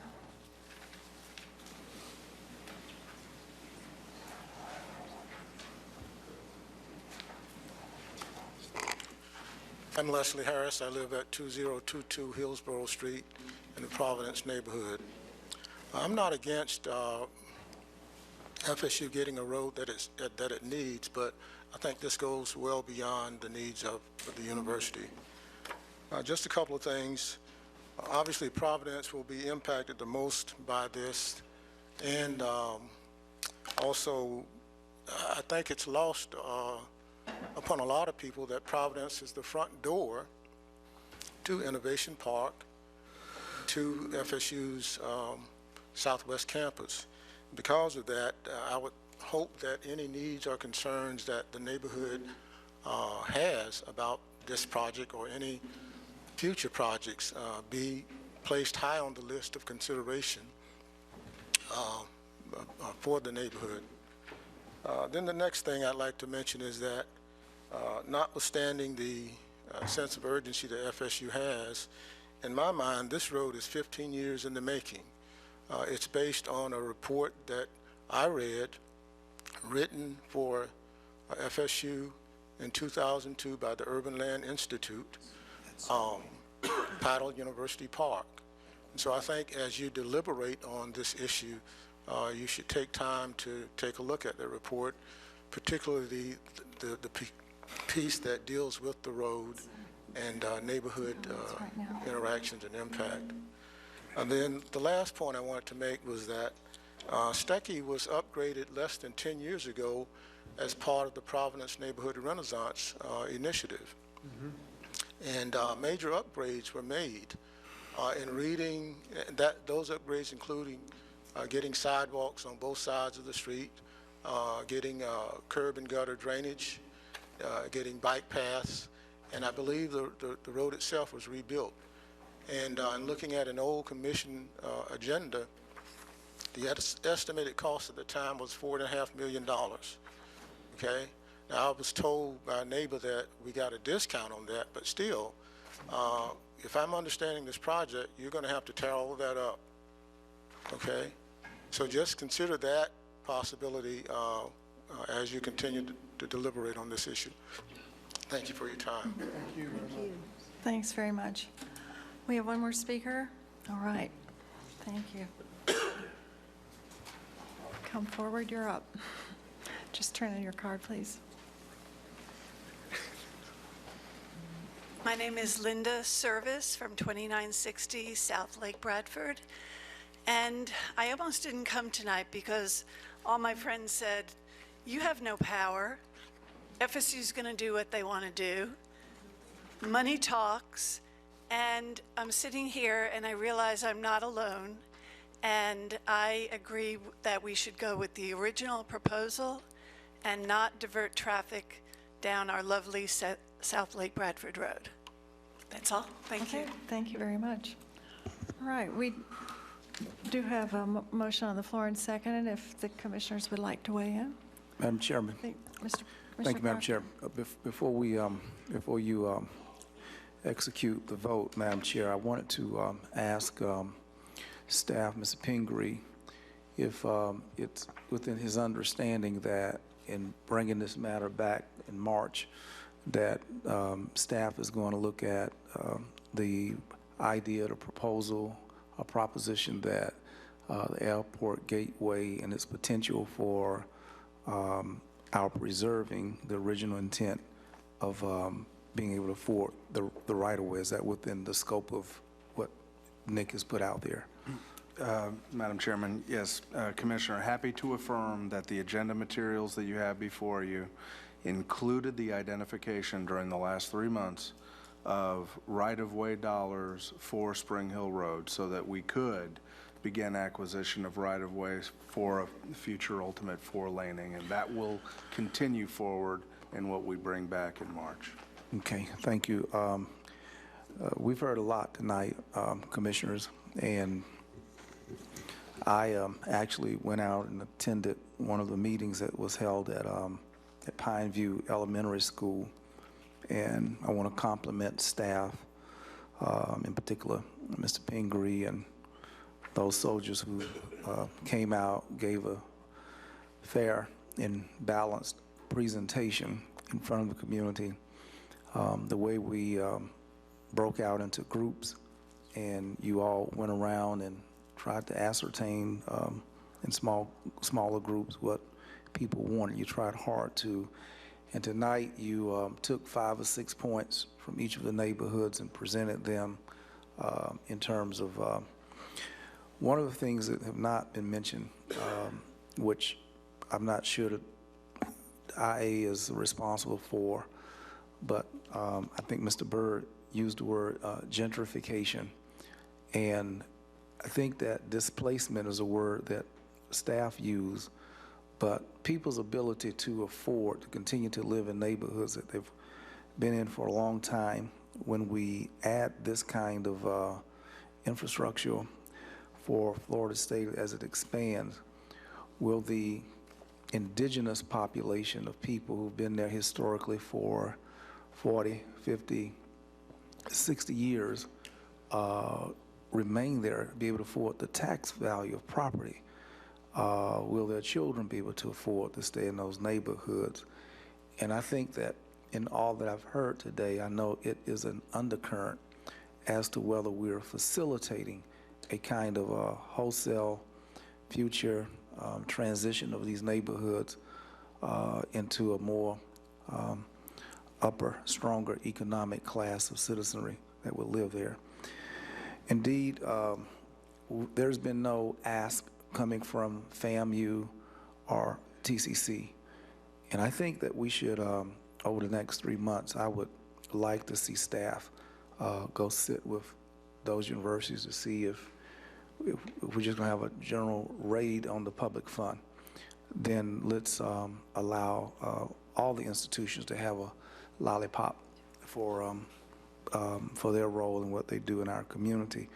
And in particular, I had asked previously both Vince and Wayne earlier tonight about the previously proposed South Adams Street as a part of this gateway, and it becoming a more central loop from Orange Avenue at the post office coming up to Gaines Street over the overpass route. And a few years ago, both Wayne and Vince remember that that was a proposed project, and I would like if the maker of the motion would allow for some presentation of Adams Street to, at least as a reference item, point of information, because that artery is, you're talking about a jammed artery that's just not flowing well in the early morning, afternoon. There's talk of a stadium coming down on that corner. We simply need to look at that Adams Street corridor. And I'd like to add it, even though FAMU has not made a formal ask, I, as the liaison commissioner from our county commission, I would believe that it would be no more than fair than for, and I would submit that as a potential expansion route, Adams Street from Orange up to Orange, going over the railroad track. And those are my comments, Madam Chair, and I thank you very much. Thank you, Commissioner. Commissioner Jackson. Thank you, Chair. And I also want to thank all the people that came out, because it's a passionate issue and it's important to you and your neighborhood, so I appreciate you being here. Like my friend from Collins said, I would hope that as we move forward, we continue to make the safety of this road our primary focus. Any expansion and any project we do should focus on that as it relates to pedestrians, bicyclists, vehicle safety along both Lake Bradford and Spring Hill Road. Secondly, I hope that as we move forward that we work really hard to continue to address the protection of the ecosystem at Lake Bradford and the effect that any construction or any expansion would have on it. I think that the project currently addresses many of the safety concerns that were an initial focus of my own, for my information. And then lastly, I would ask, and I know that we can't decide for future generations, but certainly that we would give every consideration into keeping Lake Bradford as a two-lane thoroughfare with adequate traffic calming devices as we go through the expansion of the project. Thank you very much. All right, at this point, Madam Chair. sorry, yes. On point to Commissioner Proctor's request, Uh-huh. I would accept that into the motion. Just analysis from staff coming back on South Adams. To include that in the Yes, motion? just include, just analysis. Okay. Is that a separate item? Well, the motion is really just to Continue. to continue this public hearing to Right. March 1. That's the motion. I don't know that we can. Well, I mean, is that a continue good- it. I tell you what, how about we just I mean, take it that- up in a separate motion? Separately. Take it up Yeah, as a separate would be motion if you wish. Separate motion. Madam Chair. Commissioner Richardson? Thank you, Madam Chair. I apologize for having to leave. I had a family matter that I had to get taken care of. But I'm glad I was able to make it back. I didn't have the benefit of the public input and the discussion, but there are a couple of issues that I wanted to raise publicly. One is the issue of Spring Hill Road, and like I said, I don't know what the discussion was, but there seems to be a desire to four-lane Spring Hill Road. I, at this point, would be opposed to that, Madam Chair, because that would disrupt the neighborhoods and businesses along Spring Hill Road. If we were to four-lane, based on the rendering that I was presented. And so I would not want us, and unfortunately, and I asked staff to do a more thorough outreach to the residents and business owners, and I know that there's 2 churches there on Spring Hill Road, to do a more thorough outreach to them, because they have not been involved in these public hearings that I know of. The ones that I've attended and been a part of, I have not heard a lot of input from those that live and do business along Spring Hill Road, and I would not want us to even consider four-laning that thoroughfare and disrupt the homes and businesses that are along there. So that's one of the things that I wanted to certainly put on the record publicly. Secondly, whatever we do, I would like to make sure that there is relocation assistance. If we approve the extension of FAMU Way through Stuckey, and the people that will be, again, disrupted who live along Stuckey Avenue. Many of them are multifamily units, apartments. There's a complex on Stuckey as well that houses, I assume they're migrant workers that will be displaced by all of this. And so I want to make sure that as we move forward with these projects, that those that will be displaced be offered relocation assistance and their needs be taken into consideration as we move forward. So I wanted to make those two statements, Madam Chair, on the record as we move forward. Thank you very much. Commissioner Dozier and then Commissioner Ziffer. Commissioner Ziffer may have had his hand up before mine. Would you like to give? Okay. Thank you very much. So I really appreciate all the comments we've heard tonight and in the emails, and I also attended one of the public meetings. Just highlighting Ms. Gibson's comment. I mean, I think there was a huge list from Cal, and there's a lot of overlapping issues here, and I think we did see a lot of that, and there's a lot more on our agenda than there was on the back table. I think that's what you were trying to mention, Madam Chair. So the input has been incredible. I think I want to start with something I actually brought up at the County Commission meeting a few weeks ago, which is I think we're maybe in a cycle here where it's a fine line between when to and how to engage the public, wanting to do that early enough. We know people don't think about things necessarily until they're in the paper, until we have a project. We have certain procedures. But I think we have a series of discussions this year, going back to Myers Park, others. Ben, you and I talked about this during briefing. I'd really love us to just take a look at how we're doing this. There are trust issues. There are communication issues.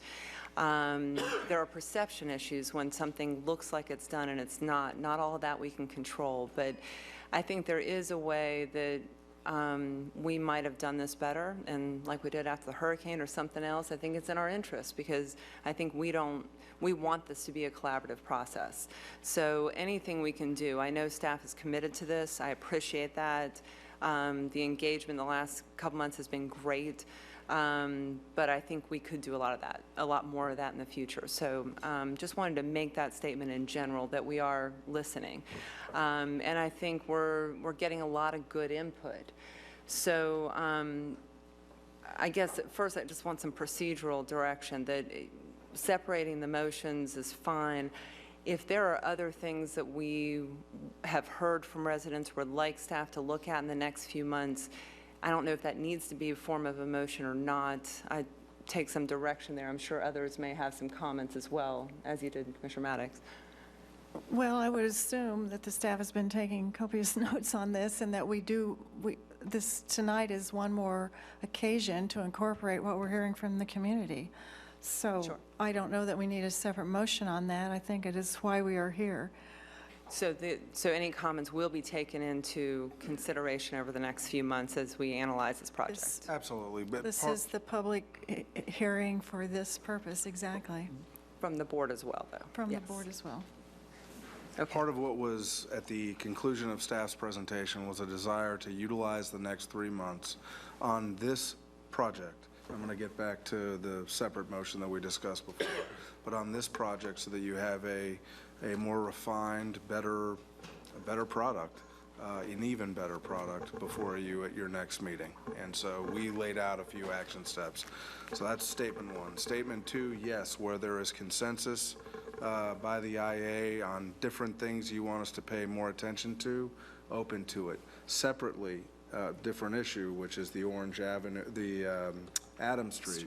That's why I thought a separate motion to do an agenda item would be well made, and then that would give us clear direction, not as part of the airport gateway item, but to bring back a separate analysis at the next IA meeting. We're happy to do that.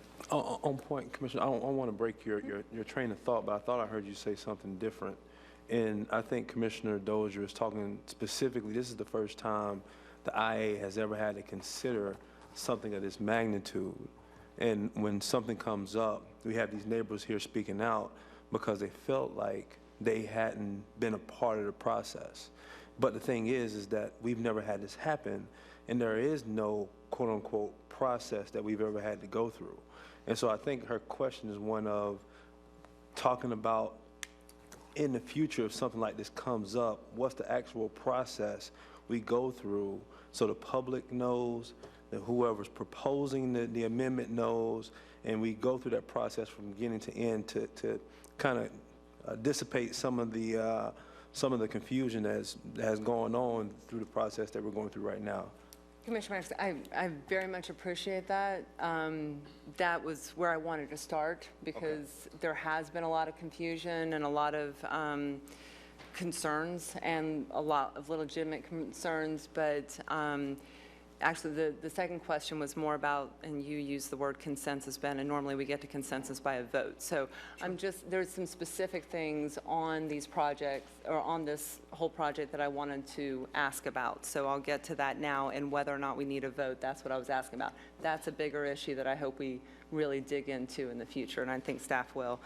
So to condense this, the name is a big challenge to me. I think having this as the gateway project, I think this is why we're hearing a lot about separating these projects.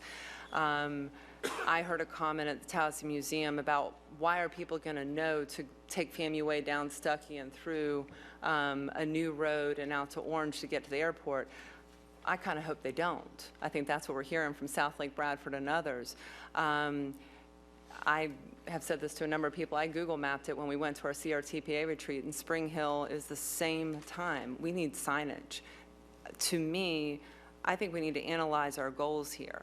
And coming out of a FAMU Way onto an improved North Lake Bradford and Spring Hill Road that could be 4-lane later, doesn't need it now, that's my understanding, but with the right-of-way acquisition, that's a straightaway. To an earlier speaker's point, that helps the businesses along that route and everything else. That's an economic development aspect of that. So naming that as the gateway to the airport, I think, is important. It is important to me, and I think we're hearing that from a lot of folks. In conversation with FSU and others, I think not having a median in the middle of the road is acceptable to them. That road never needs to be 4-laned. And I'll say something else about that in the future, but a lot of the concerns we're hearing is from Providence, Callan, South Lake Bradford, is that this is going to be a lot of through traffic and safety concerns and noise and other things like that. And I think really highlighting that our original route, North Lake Bradford and Spring Hill, is the gateway, and there is more commercial property protecting the neighborhood on Spring Hill. I completely agree, Commissioner Richardson, but I think we need to designate that. And alternatively, if FSU, I understand their concerns. There's a lot of historic questions about FSU. I spoke with President Thrasher about this. He, I believe, genuinely wants to and is a good community partner, but we've got a lot of history. I just picked up on Mr. Harris's comment.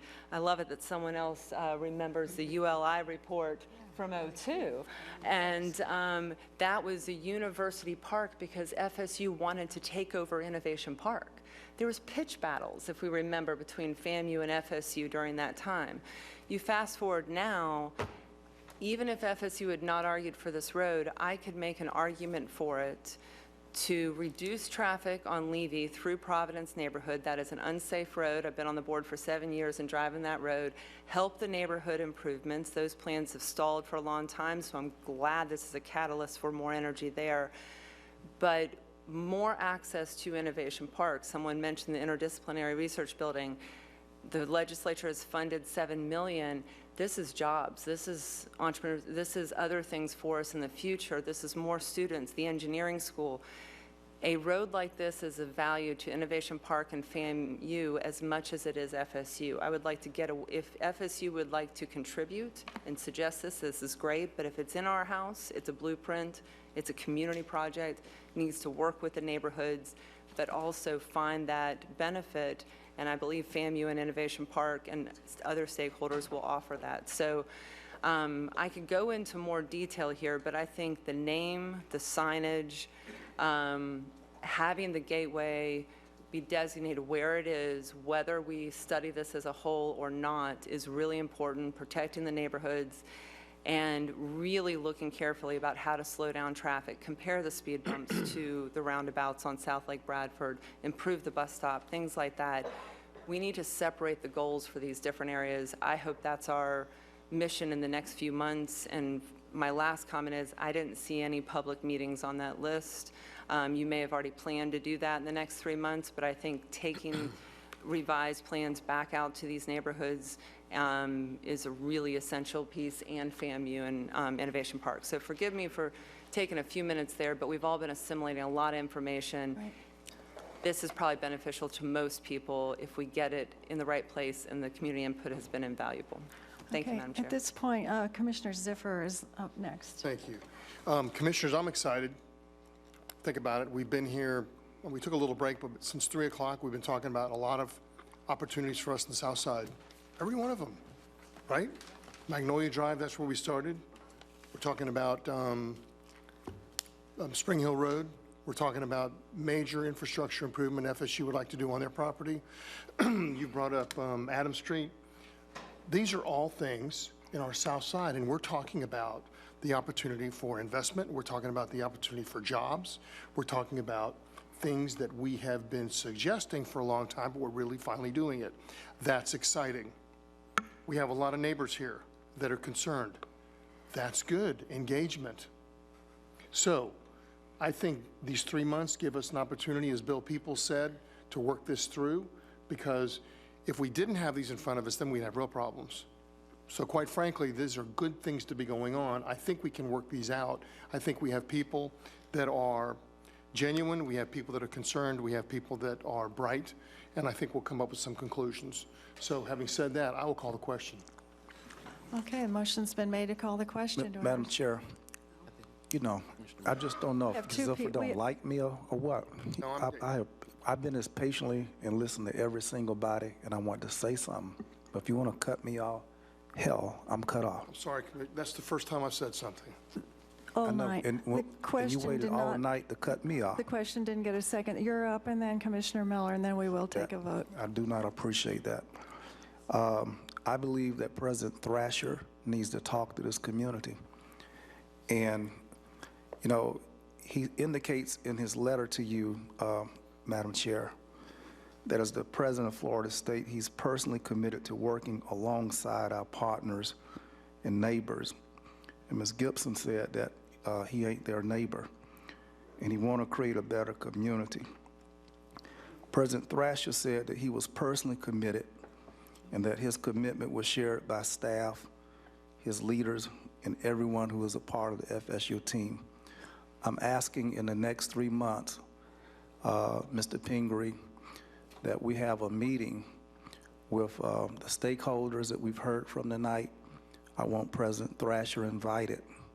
If he's serious about this letter, we want to see the whites of his eyeballs in a meeting with this community to tell us it's just not enough for him to be hidden and to send out Mr. Graham and a team and gonna do something this drastic to us, we feel, to lift this kind of money from the public coffers that comes from the penny sales tax, of which his university was not a part of, is well outlined by Commissioner Lightsey, well outlined. And I think that is no more than right. And if he ain't gonna meet with the community, I ain't gonna even consider nothing. He's gotta come to the table. We want the president to come and find out. We want him to feel what these people feel. And if he's earnest about a partnership, then are we not good enough for him to come talk to us? So I am asking, I'm a commissioner of that area, Jackson is a commissioner of that area, the rest of y'all at larges. He need to come talk to us. We need to see him and hear from him. And secondly, to Commissioner Richardson's point about the ownership stakes on Spring Hill Road, then what is the properties contiguous to Spring Hill Road, what are the percentages of public land and private land, or commercial properties, or residential properties that are right there fronting Spring Hill Road? I have a better handle on the first part of your question than I do the second at this point, although we will absolutely ascertain the blend between residential and commercial.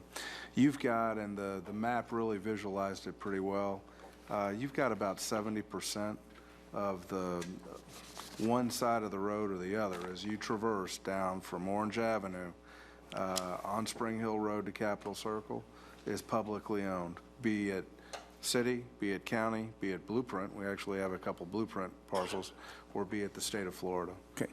Commissioner Richardson, I'm hopeful that with 70% of a road owned by the state, the county, or the city, 70% of the road is owned by the public, that you can find comfort over the next 3 months, maybe you can't, that it's largely a public ownership fronting road already.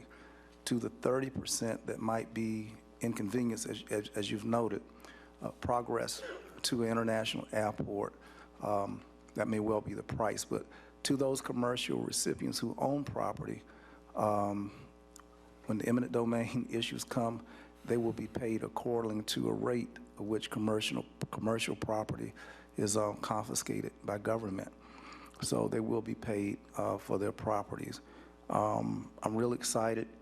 I'm hopeful, Commissioner, that if Mr. Pingree can't call that meeting, I'm going to call a meeting and invite President. In fact, let me do that. And I like to meet with Callan. I like to meet with all of y'all. We're going to get a date. I want the President to meet with the community. I'll do that myself. Thank you. All right. Commissioner Miller has a quick comment, and then we're going to vote on option 3. Yes. Very quickly, first of all, I wanted to point out that we have had a change before, such as this, and that was in regards to Mahan Drive, and we'd have to call Wayne Tedder to fill us in on that, but we did change that, and we have a procedure in place. We're in the middle of it. This is it. So welcome to the table. But it's not as though we've never done it before. In regards to University Park, if you need a copy of that, I do think that's a good idea to go back and look at that, because it was a tremendous outreach effort amongst all the neighborhoods. It was an amazing amount of people that came out and were involved in that. And if you need a copy, let me know. I happen to have one on my desk. So the right of there, I wanted to make sure there was no right-of-way acquisition on Lake Bradford Road, South Lake Bradford Road. There's no money and no discussion and no proposal to acquire any right-of-way on South Lake Bradford Road, correct? There is a small amount for stormwater. This was something that Mr. Peoples and I identified that may be needed. Memory serves, it was about $200,000. But there is no plans of taking right-of-way for widening the road. The reason I ask, that is a new proposal that we're looking at here too, and you could just eliminate it altogether. So you could just eliminate segment A, and I think that may make people feel better. Just a suggestion when you're looking into this over the next few months. And speaking on the topic of right-of-way, the right-of-way varies all over the place on these various road segments. So if you don't mind, look at that. Yes. And then and the referendum on Spring Hill has already been decided. It was decided with the sales tax, and that's the last thing I want to say. And now we can vote. Thank you. I'm afraid we're going to lose a quorum. I would like to keep Commissioner Ziffer here.